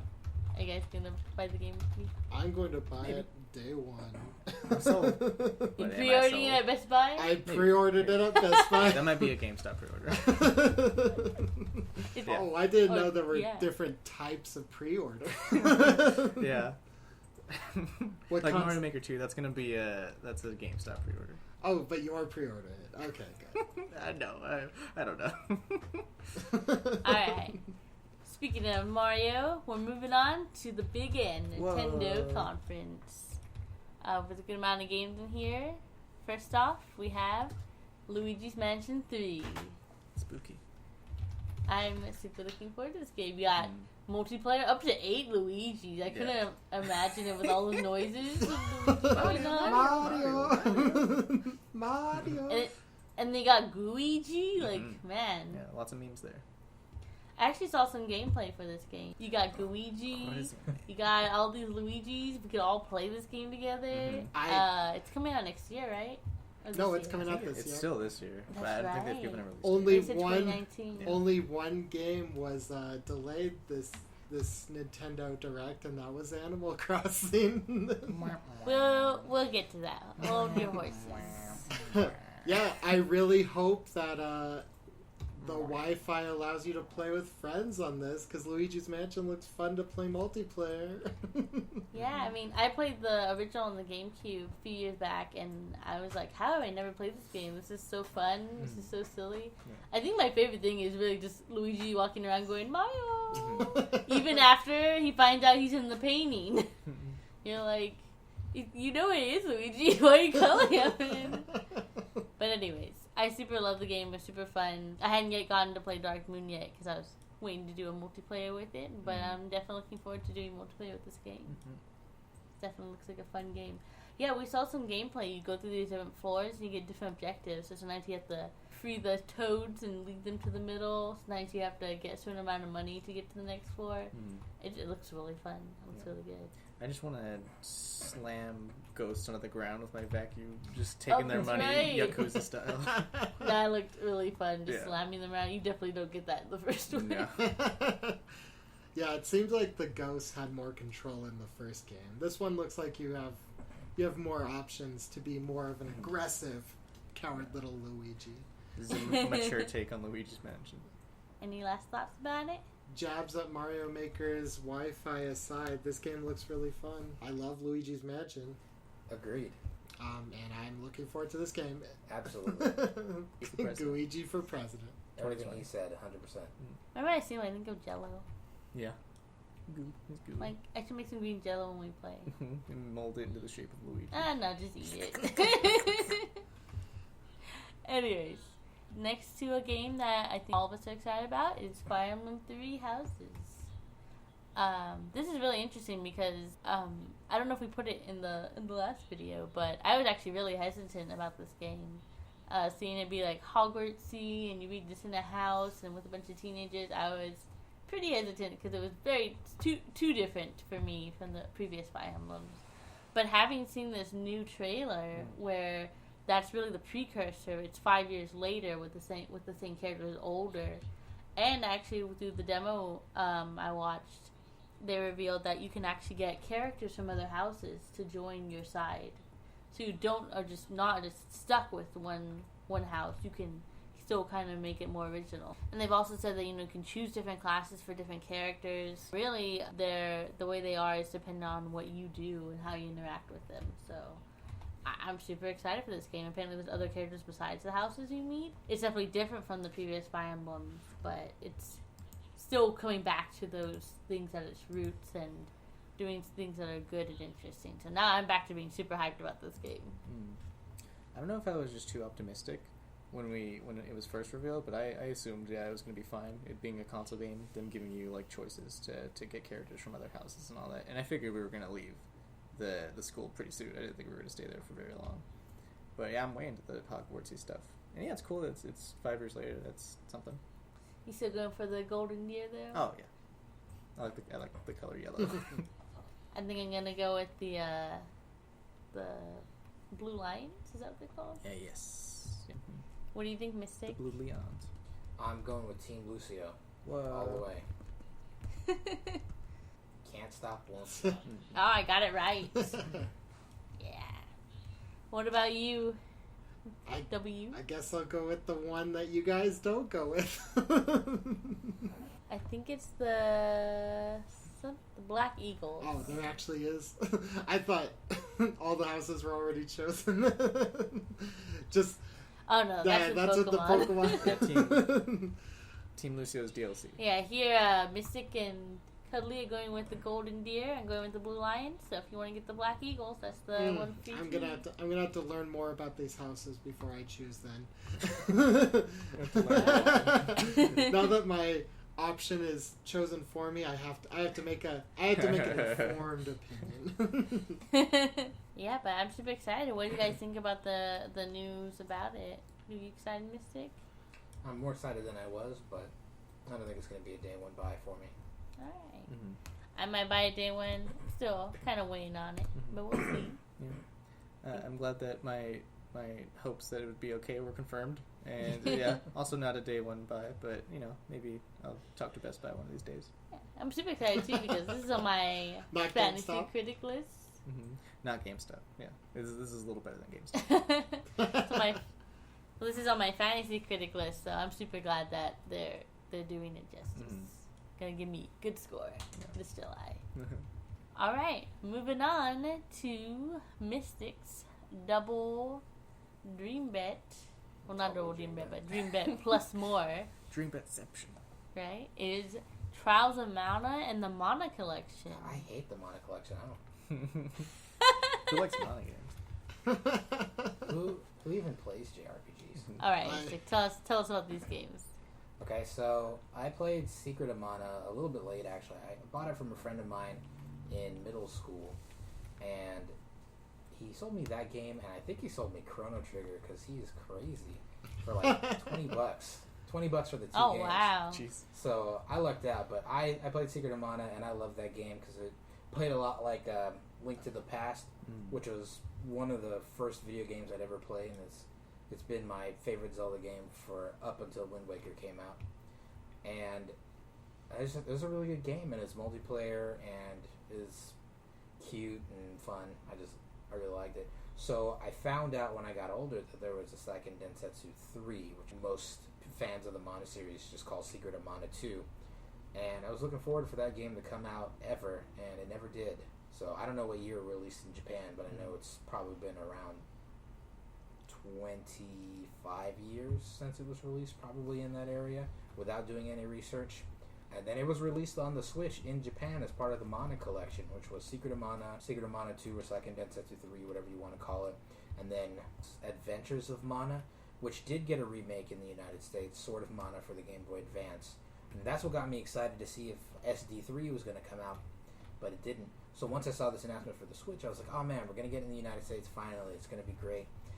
And it never came. For whatever reason, Nintendo decided that we just weren't worthy of this game. So I'd given up all hope of ever actually seeing this game. That's why I say, it's my dream bet, because even though I originally had said I wanted to see Legend of Mana 2 be remade, I was like, this game being released is already unrealistic enough. To add another game that's going to be even 10 times more unrealistic than that just seems like it's crazy. Yeah. So I'm really glad they're bringing it over. I'm super excited. I'm shocked that they're also remaking Second Densetsu 3 in the new Secret of Mana 3D style.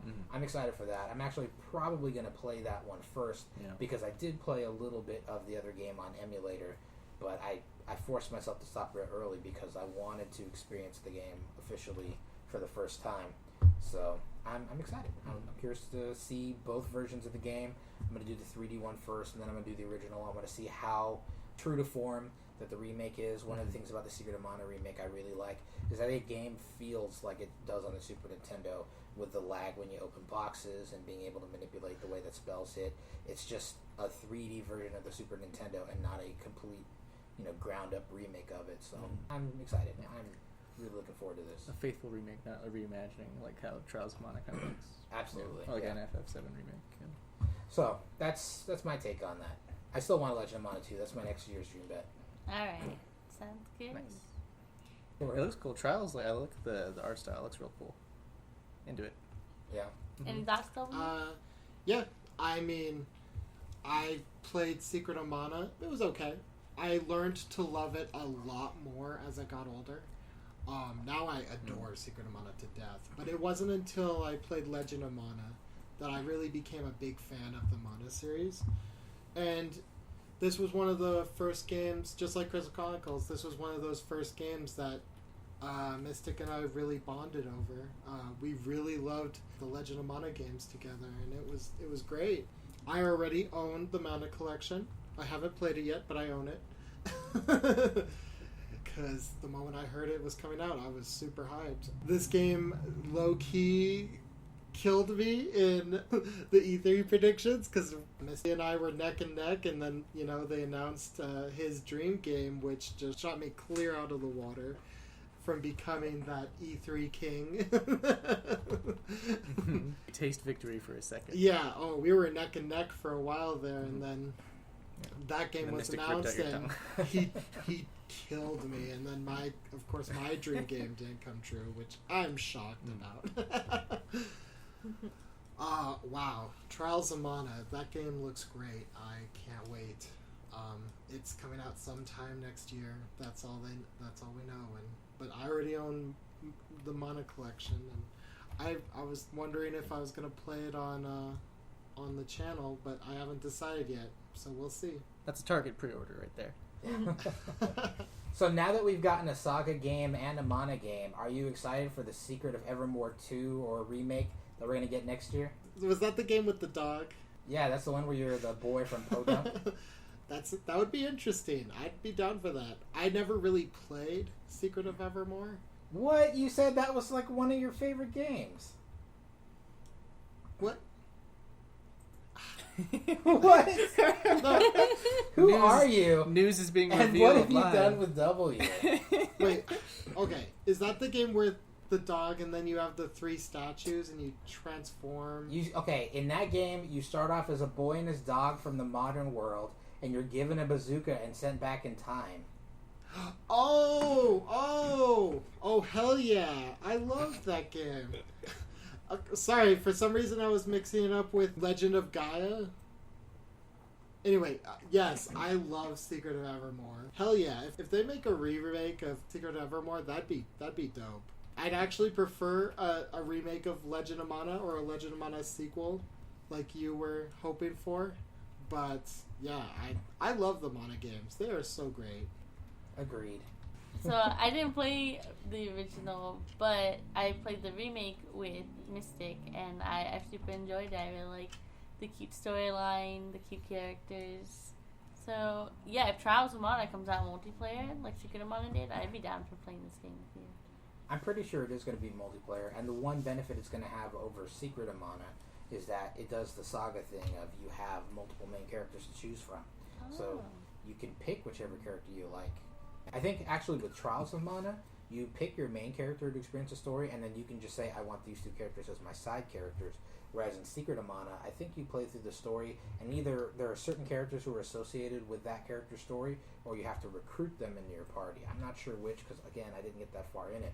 But this game seems to have much more flexibility than Secret of Mana does with deciding who you're going to play as. So that's something to look forward to. Yeah. Alright, so now we're going to move on to a favorite of mine. Animal Crossing New Horizons. Are there bazookas? No bazookas. Nah. But No pre-order. There's no violence in Animal Crossing. If you know, it's only I've net watched on you Animal play. Crossing villagers' heads. I was going to say, I've watched you play Animal Crossing. That game is quite violent. There's financial violence, I think.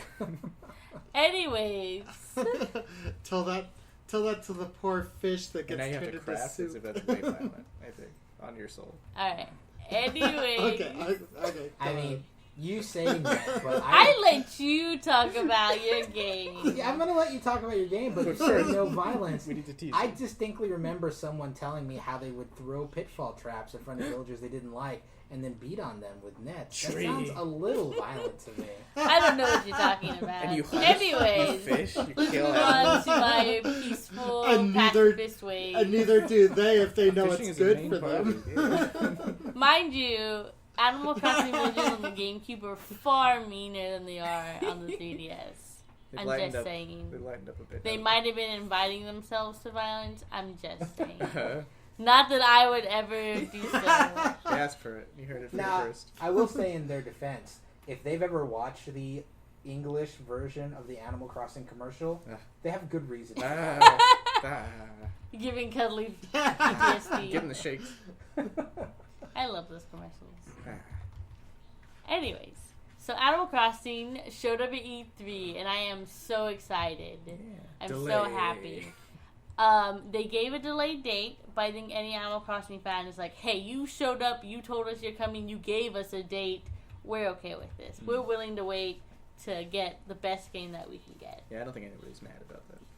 And although I'm a super fan of the typical villages and towns you have, I really love this idea of being on a deserted island. The way that you're allowed to move your house around and place furniture like on the ground outside your house is just crazy. And you can transport trees now and put them where you want. You don't have to suffer at the hands of other villagers moving in. I mean, maybe, but I don't know what you're talking less about. so. Less so, Mystic. It'll be okay. Your perfect orchard will be okay.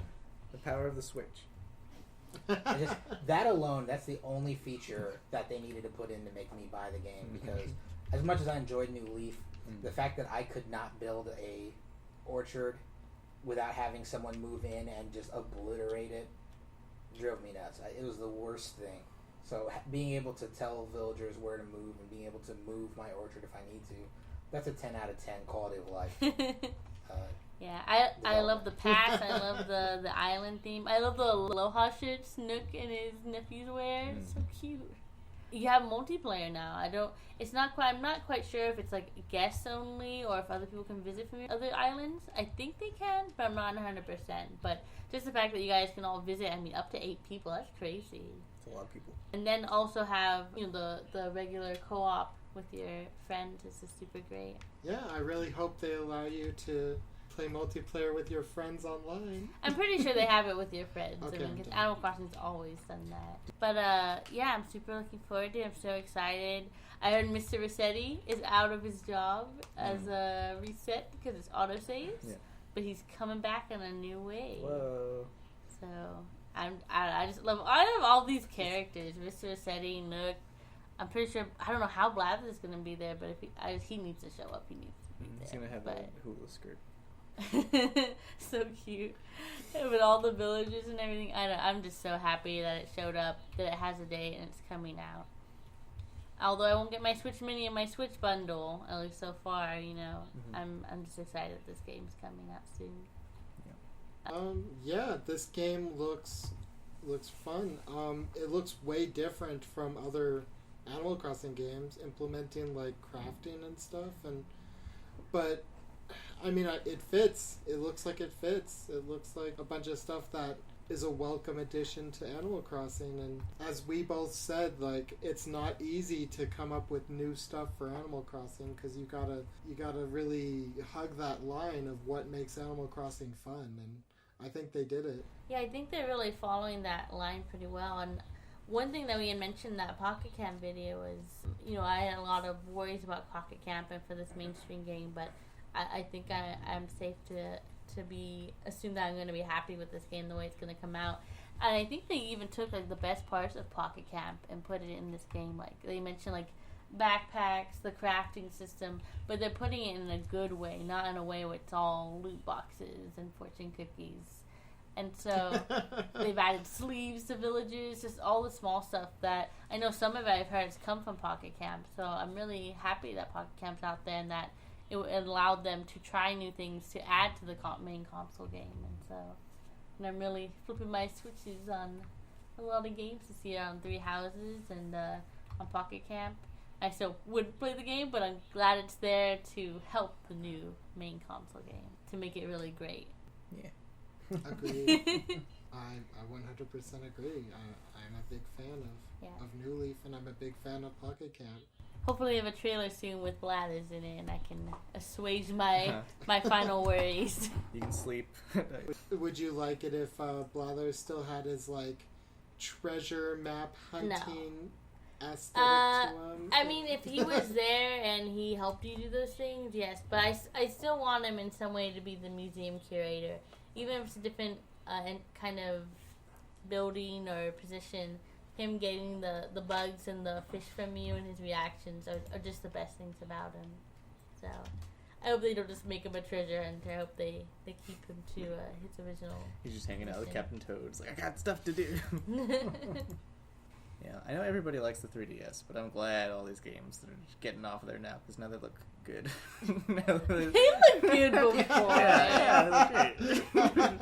But now they look But yeah, good. they're getting the main console graphics that you don't get from the portables. These are pretty games now. Gotcha. Alright. With Animal Crossing done, we're moving on to Pokemon Sword and Shield. Boop, boop. Man, Pokemon Sword and W Shield. said Pokemon wouldn't show up in E3, but he was wrong. Yeah. I was super wrong. Everything that's...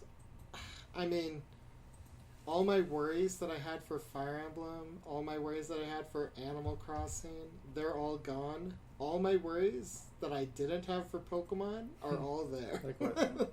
I'm super concerned about this game. I've heard so many things about it, and all my like worries are still like present, and I don't know. I'm really concerned about enjoying. Tell me about this some of your game. worries. What are your Yeah, concerns? can you give us an example? For example, well, as you know, it's a $60 game instead of a $40 game. It's that console tax, baby. Well, sure, but it has less.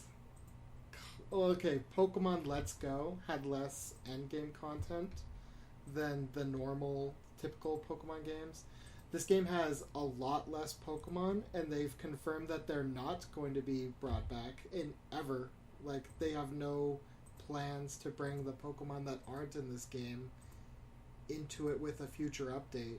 So I expect that there's only going to be like 600 Pokemon in it, and all the Pokemon that aren't in the original game we'll never see. Like, I'm pretty sure like Squirtle isn't in this game, and it never But will you be. can, because of all like the new Pokemon Home stuff that they're doing, you can bring any Pokemon into this game. Well, they're saying that you don't. You can bring them in the game. Yeah, you No. can't bring. They said any Pokemon that's not in the game will be in home, but you can't move it Gotcha. over Yeah, so that's to what they're saying. Sword and Shield. So they might change it later, but currently that's what they're saying is that they're only allowing a certain number of each generation and the new one Gotcha. to be in the game. Okay. Which is really concerning. Yeah, especially like to with me. Pokemon battles and stuff, right? 'Cause now you're just limited by what you can use. Right? The big thing I've always wanted in a Pokemon game is a battle simulator. That makes the ones that are free online look terrible. Because I know that, if they made an official one that was super well made, like I know Game Freak can do it, but they haven't yet. And this game is basically confirming that that's not going to be possible with this game. It's going, and it seems like a bummer. My favorite aspect of Pokemon is the battling. I don't know, there's just a lot of things I have concern about this game, and I just worry that it's not going to be worth the price increase that the Game Boy games held. And it's like, why bring it to the Switch and increase its price when you can have a superior quality game on the 3DS? Like, it seems like Sun and Moon is going to have more content than this game. Well, Sun and has, Moon's also which been out is for that- a lot longer too. Sure. Yeah, it definitely has. It seems weird that a handheld game is going to have more content in it than a home console game that has a higher price tag on it. I'm really interested in the storyline and the Pokemon that they have so far. But you're right. I think limiting the number of Pokemon, especially with having like a game console that can hold more to it, seems a bit confusing. It's definitely weird, yeah. I wonder what their justification for it is. I don't know. They said that eventually they just weren't going to be able to support every Pokemon, and I get that. With 3D models and stuff, I can imagine it being difficult to control, to like implement like 900 plus Pokemon. But still, if they had put this on the Game Boy, I bet they could have done it, because like they had the engine for all 800 Pokemon that currently exist on there. They would have been able to bring the assets back. Yeah, it seems kind of weird that they're able to fit so many on Sun and Moon, but then not be able to fit so many on a cartridge for a bigger console. Mm. But I think that the graphical quality for each of those character models, or whatever, are a lot smaller than like the file size than for that that's going to be on the Switch. Yeah, especially if they have them like on the world map and everything. Still weird, yeah. Yeah, Still, yeah, yeah. sure. That makes sense. Oh, for sure. Still weird though. Like to render all of them, yeah, in real time, like walking around. Yeah. I guess it just depends on how many they're giving us. Yeah. Because if they're giving us like the generation plus 100, that's not a lot. But if they're giving us like half for 75%, then maybe it's not as bad. I wonder what I really wonder is which ones aren't going to be available. Yeah, like what's their criteria? Yeah, like Charmander's in, but Flabooble isn't. You know? Flabebe. Whoever, no Flabooble. Flabebe is a Pokemon. That's right. As far as a fun Pokemon adventure, as far as ignoring like the combat and the battles, as far as like having an adventure with your Pokemon, that all looks like it's intact and it looks like fun. This game looks like it's going to be a lot of fun, but I'm just concerned that it's not going to be like, I feel like if the game isn't going to step up to being a home console game, I feel like it should have stayed a handheld.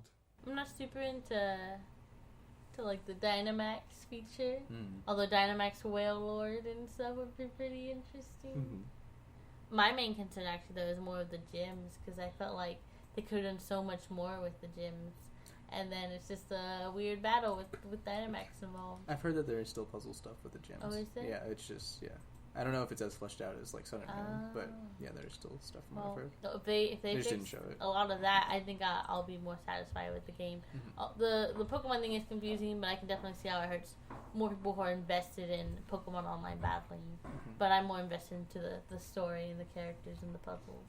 It's just so weird because you wouldn't think that there'd be like weird budget issues for Pokemon, like the biggest game property that's ever been to anything ever. Is weird. It's so weird. Like you think all of their being lazy.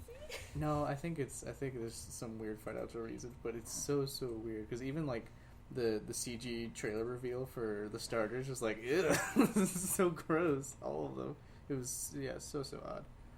Yeah, I don't know. It feels weird that they don't pour mountains and mountains of money into this stuff. I don't know. What do you think, Mystic? I didn't know that they were going to limit Pokemon. I have a feeling my favorite Pokemon will not survive on that. Oh, no. I don't know. We'll see, Yeah. but I The Pokenine. Just Thanos Snap. I was just going to make it Pokemon Snap. joke. nice. Pokemon Snap came back in a different way. Thanos snapped us. Well, I was going to say though that Pokemon Battle Revolution had all the Pokemon up to Diamond and Pearl in 3D. Mm-hmm. And that was how long ago on the regular Wii? It's probably like 2009. So I can understand that they're worried about being able to house that many different Pokemon, but if they can do that on the Wii, I can't imagine why they couldn't do that on the Switch. It just seems to me like that's kind of a weak excuse. Mm-hmm. Yeah. Well, and I'll say that one of the things that turned me off from Ruby and Sapphire was that you couldn't move any Pokemon forward. So if this game is going to do that, that's going to be a huge turnoff for me. And I feel like there's a lot of people who will lose their favorite Pokemon because suddenly the game does not want to support having those Pokemon in. Mm-hmm. And for what? The Dynamax gimmick, or for whatever other gimmick they want to put in that's unique to Pokemon Sword and Shield. It just seems to me like that's a weak trade-off that's really doing them more harm than good. It's weird because the character models, they really don't look all that good for all this weird trouble. It feels like they're trying to do all of this off of like the Sun and Moon engine. Like they're just like, oh, we gotta keep using it, and they're trying to just like make it work on the Switch. It's I don't know. It's so weird. Like, we can do it. We can make a high def game out of this engine. Let's try. I Yeah, don't know. and I I wonder understand. if it was Like, a thing. I get that making 800, 900 Pokemon in 3D has got to be hard. It's just like I can't even imagine how much effort and work and how many man hours their employees have to do. But Yeah, that's why Smash stopped making the trophies. Like, all right, this is too much. Here you go, spirits. yeah, but it's just like if this game had stayed Game Boy graphics and then been on the Switch anyway, people would have still loved it. Word. They're trying to go for that mainstream audience. Get those Fortnite dollars. Yeah. That like Breath of the Wild looking area, that was cool. I'm into that. What was it called? The Wild Forest range? Wild area? Is that what it was? Just The Wild Wild- area? That looks Just cool. Wild Zone or something Yeah, like yeah. that. Maybe I'm it's into the that. wild zone. I think you're right. I think it is the wild area. What else looks amazing, Tree? Alright, next we got a game that got nearly shadow dropped. Yeah. Lost points. Cadence of Hyrule. I lost points on this game. I won points on this game. But you also got points for it on Fantasy Critic. That's true. You got like an 87 on there. Yeah. You're in second place. Yeah. Now, for a little bit. Knocked me out, but I'm coming back with Mario and Fire Emblem. I have Stop over all this. half my games already released, and you have like 3. So I have a feeling. Well, I did just get 3 though. Moved to not releasing That's though. true. Oh no. I expect to have a few of those sometime soon. I have a I feeling think you're Mystic Ori. is gonna be That's the only taking one so home far. another trophy, another crown. Oh yeah, you're killing it. We'll see. This is another podcast. Yeah. You have 2 games out, and they like have. Back to Cadence. Back to Cadence of Hyrule. It looks cool. Yeah, I think it looks really neat. I'm really bad at rhythm games. Uh-huh. But I definitely enjoy seeing. I saw Mystic playing some of Crypt of the Necrodancer. We might be able to make Cuddly play this game soon, so I'm excited for Cadence. Yeah. I'm more into just the story of how it got made, which is super cool. They like made a prototype of it, and they're like, "Hey, Miyamoto, what do you think?" He's like, made it good. Make the game." It's super cool. Yeah, they only want like DLC or something, and then Probably, and they're like, "Hey, look at this," and they're like, "Oh yeah, that's pretty then cool." Like, make it a whole game. Make a whole game, please. they're Yeah. like, "Excuse me." Yeah. That is fantastic. That is amazing. Yeah. I wonder how many games get to Miyamoto. He's like, "Yeah, I'll look at the game, sure. Yeah, I'll check it out." What do you think, Mystic? I'm looking forward to when they announce Crypt of the Necrodancer girl as the last Smash DLC character. Oh man, could That'd you be pretty imagine cool. a rhythm-based joking. character in Smash? That'd be cool. I don't know how it'd work, but I'd be down. She'll get like a Mii costume. She'll have your Mii face sticking out of her mouth. Oh no. If every time you press a button, like within beats, like she gets a buff. Any other thoughts about it? Seems cool. Looks like the other game, but with Zelda stuff. We knew it'd come out really soon, close to E3, and it did. Mm. It looks like it earned all the praise that it's getting. Like, I've heard nothing but good things about it. Yeah, it's gotten really good scores and everything. Alright, next up is a Mystic favorite, Link's Awakening. Hey, yeah, I know that game. What's that?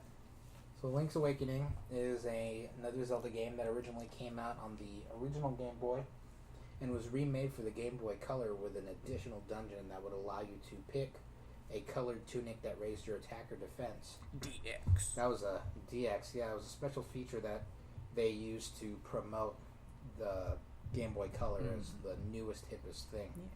Yeah. And that game was really fun. I think this is the first, I'm probably wrong on this one, I think it's the first game that debuted the Owl Kapora Gabora. And it had a lot of references to other video games, like Mario Kirby. is like a character in there, there's a Kirby in Yeah. there, there's just all sorts of references to different Nintendo games. And I feel like it wasn't really treated as like an official Zelda title, but it was really fun. It put in a lot of mechanics that were new and interesting, and I love the soundtrack to that game. It has one of my favorite Zelda soundtracks. And actually, we went to a Zelda anniversary concert, and I had told Tree that I seriously doubt that they would play anything from Link's Awakening. If they did, they'd probably play Tal Heights, which has been featured in a lot of other games as a remix, but definitely not Ballad of the Windfish, which is one of my favorite Zelda songs ever. And they did the whole concert, and then they were done, and I was like, all right, cool. And then at the very end, they said, oh, wait, we got one more for you, and they played it, and I was shocked because I had thought that most people who worked for Nintendo forgot that game was ever even released to begin with. But they did that, and then since then, they've been putting in some references to that game in all of the things that they've put out. Like, there's some references in Breath of the Wild, and I think they've made some references in some of their announcements for other games that has Link as a tie-in, like they talk about the instruments or the windfish or something. I don't really remember specifically what, but they've been hinting at a lot of different things. But they were too weak. They weren't anything that I could think that I would latch onto, like, oh, they're definitively making a remake. So when they announced that they were going to do the Link's Awakening remake as a ground up total reimagining, I was super excited because this is one of the games that I grew up with, and I remember laying in my grandfather's floor in his parlor and just playing that game all the time, along with Saga 2, which is the Final Fantasy Legends 2 game I mentioned earlier. And those two were some of the games that really meant the most to me as a little kid, so I'm excited to see both of them coming out in the next year. It's going to be really fun. Mm-hmm. It's going to be a hard-hitting nostalgia piece for me. Yeah. I think now that that Koizumi is like in an executive position now, we're seeing a lot of cool creative leniency towards Zelda and Mario stuff. Koizumi, the guy, one of the leads behind Majora's Mask and the Galaxy games, I'm real excited. I think this is really cool that this is getting such a sweet graphical update and getting on new consoles, and I'm stoked because I've always heard really, really good things about it. And, I really want to play it. That's a GameStop pre-order, guaranteed. Yeah, I'm really excited. I never played the original, but I heard a lot about it from Mystic and a lot of fans now that the remake's coming out. And I'm really excited to try it out and experience Awakening the way that others have. Yeah, it's going to be fun. You're going to enjoy it. Any last thoughts about Awakening? From W? And from W? I mean, it looks great. I'm excited. I don't have as much nostalgia for it as Mystic does, but I mean, I love the original Link's Awakening, and I love Zelda as a whole, and this game looks like it's gonna do the game justice, and the graphics are so cute. I love everything about the art of this game. Yeah. And I mean, this game looks like they took it in such a fun direction. I could have seen them try to do something more akin to other Zelda games, maybe the more high graphics of Twilight Princess or something, but they went with this really adorable aesthetic, and I think it's great, and I'm really looking forward to playing this new version. And I'm really excited to see Kirby in Link's Awakening and see how he looks in Zelda, because he looked really chunky and weird in Link's Awakening, and I can't wait to see if he kind of looks more like a traditional Kirby, or if he looks like the chunky version from the original Link's Awakening. You just described Kirby. Yes, but if you actually saw the Link's Awakening version, you can tell the difference. He used to look like he was eating something. Now he's just kind of looks like a flat paper face. Yeah, I'm all on. Can't wait to wake up. Link's Awakening. All right. Last game of the E3 discussion. Probably nothing big though, right? Right, just some unheard of title. Breath of the Wild, the sequel. Man. So we've all played Breath of the Wild. Hot take: we like Breath of the Wild. Yeah, I've definitely dumped 100+ hours into Breath of the Wild. Probably dumped 100+ hours just looking for Koroks. Yeah, I love Breath of the Wild. I love the cooking, the crafting, the open world aspect to it. I mean, it's not without its criticisms, but overall, it's a fantastic game. I was rooting for it last year for the Game of the Year awards, and I'm glad it came through. Yeah. without having a sequel is super exciting. That trailer was a little weird, a little confusing, but Yeah. man, I'm super looking forward to this game, especially if like Zelda's at least there, around, and not just a bodiless voice. That would be nice. A rumor that's going around is she's going to be playable. That would be really neat. Yeah. Also, Game Awards 2 years ago. Was it 2 years ago? Yeah, 2017. What was last year's? Last year was God of War. Oh, that's right. Yeah. 2017. Yeah. The better game. I just hope she's not playable in the same way that the train game was, Spirit Tracks was. Mm. Oh yeah, I don't think because you see her as Zelda. I think we're gonna play her like that. I don't think she's gonna be a ghost in armor. I love her little haircut. It's so cute. Yeah, super cute. I'm super excited. Yeah. I hope they do something with the champions and bring them back in some way. I don't know about revival, but like at least them somehow be around. Because I mean they're super great and they're super. I feel like they're super not as part of the. I mean they're there and they definitely have roles to play. But I really want to see more about them. Yeah. Than what we got to see in the original. I think it's okay if they forget about Rivali. He's a jerk. Yeah, a little bit. But I definitely like them more than a lot of the replacements. Do you remember? No. So like Daruk had the other Goron boy who was I really see what cowardly. you're saying. Yeah. I mean, I gotcha. Sexy Fishman is so bae, but Yeah, Sidon though he's pretty. Yeah, they can keep Sidon. But they're just so cool, the champions. I just want to learn more about them Yeah. and stuff. But You You know know the what? DLC. I think you know what? That's not fair. All of them are pretty cool, except for the Goron. Like if they just forget the new Goron and they forget Rivali, I think that would be okay. yeah, that would be a better game. Those two need to go off on an adventure on their own, far, far away from the remake. What do I you mean, think, Cuddly? I liked Rivali that he was kind of a jerk. I liked him for it. But why? I think it comes across better with the Japanese voice acting. With the American voice acting, he just sounds gross. Yeah, he sounds a little too snobby, like cartoon snobby.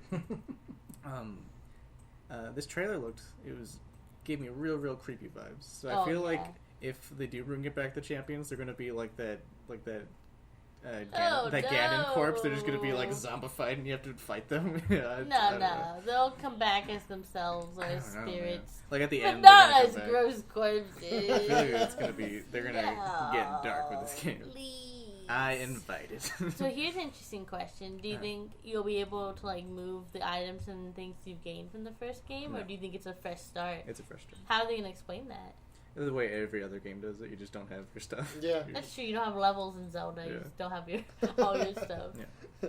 all your weapons and stuff just broke. And You're gonna start off with stuff and you're gonna lose it. Your horses abandon you. Yeah, they all went off to other links. It'd be an interesting design choice if they didn't. They just assumed that you beat Right? the game with everything. Yeah, you're gonna have the Master Sword. Wouldn't it be cool, like the way Suikoden matches it, if they could do that with this game? That would be pretty neat. I think that'd be a little ambitious. Yeah, for Nintendo, but yeah. that would be really neat. That would be For Zelda, at least, yeah, a little too ambitious. I don't know what other game they do it for. Mario. Pikmin.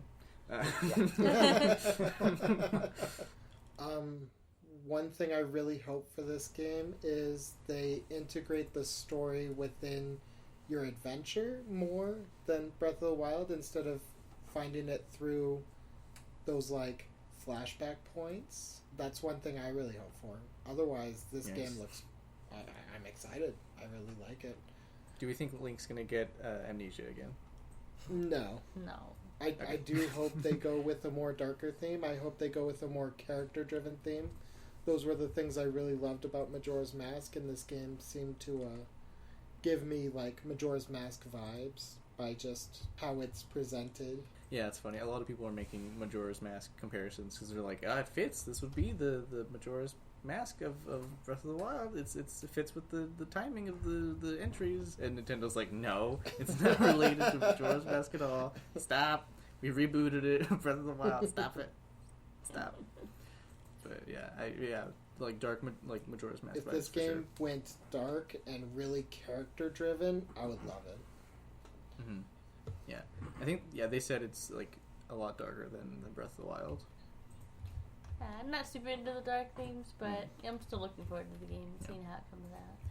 Like you said earlier, with Breath of the Wild still having criticisms, despite being real good.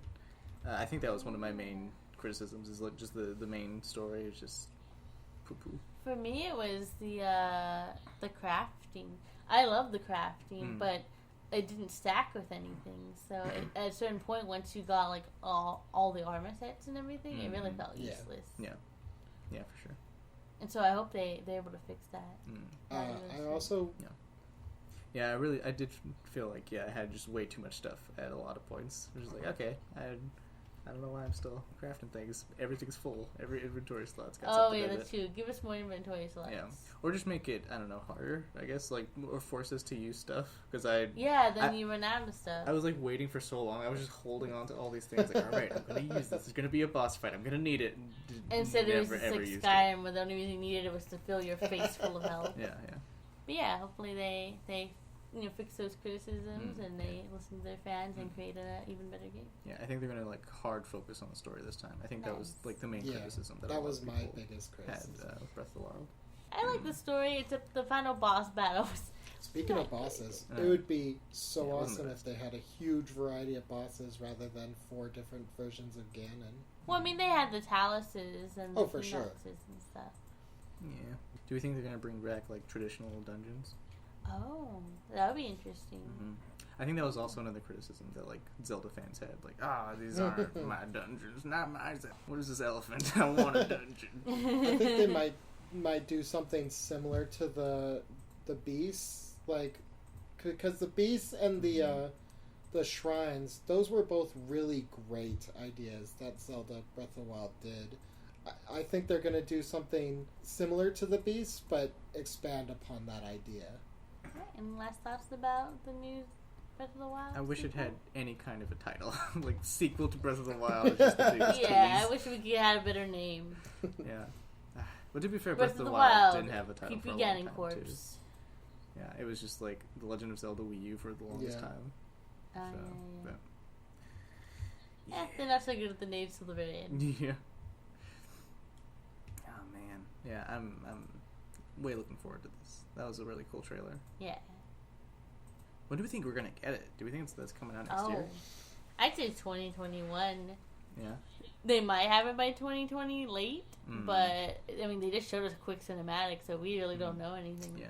What they have done. I feel like it's going to be a 2021, but Nintendo did say they wanted to put out a Zelda game every year, and so, I mean, I can see it being next year, but I expect it 2021.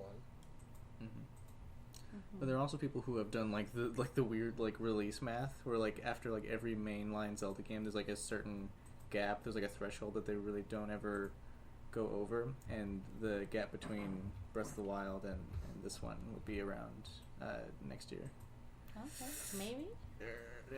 I hope it comes out next year, but it seems like it's a little a ways out. All right. Well, I think that's all our E3 discussion. That's all our discussion. Yeah, this was a really good E3. Yeah, it was pretty good. I liked it. Well, that's been our E3 post discussion. Ubisoft, what happened? Show up next year. Bring us. I get it. There's like a weird like next gen thing where you're getting your stuff ready, but come on, 2 games that look cool. Come on, Ubisoft. Square Enix, Nintendo, and Xbox did really good this year. Yeah. This year was for Ubisoft what Square Enix was last year. Yeah, definitely. But this didn't have a lot of good stuff either. I like that Deathloop. That was cool. Yeah, that's one thing though. Yeah. Oh, well, this has been Tree. Cuddly. This has been Tree. Mystic. W. That's all for now. Bye. Ken, you want to redo that? And Swamp Basket. I should have said cuddly. Yeah, you should have. Alright, this has been... I like that you said W. I do like that. You want to keep that then? We can do whatever. We can give you a couple different takes. Alright, well, this has been Tree. And Mystic. Cuddly. And W. And that's Owl for now. Bye. Bye. Bye. Winky face.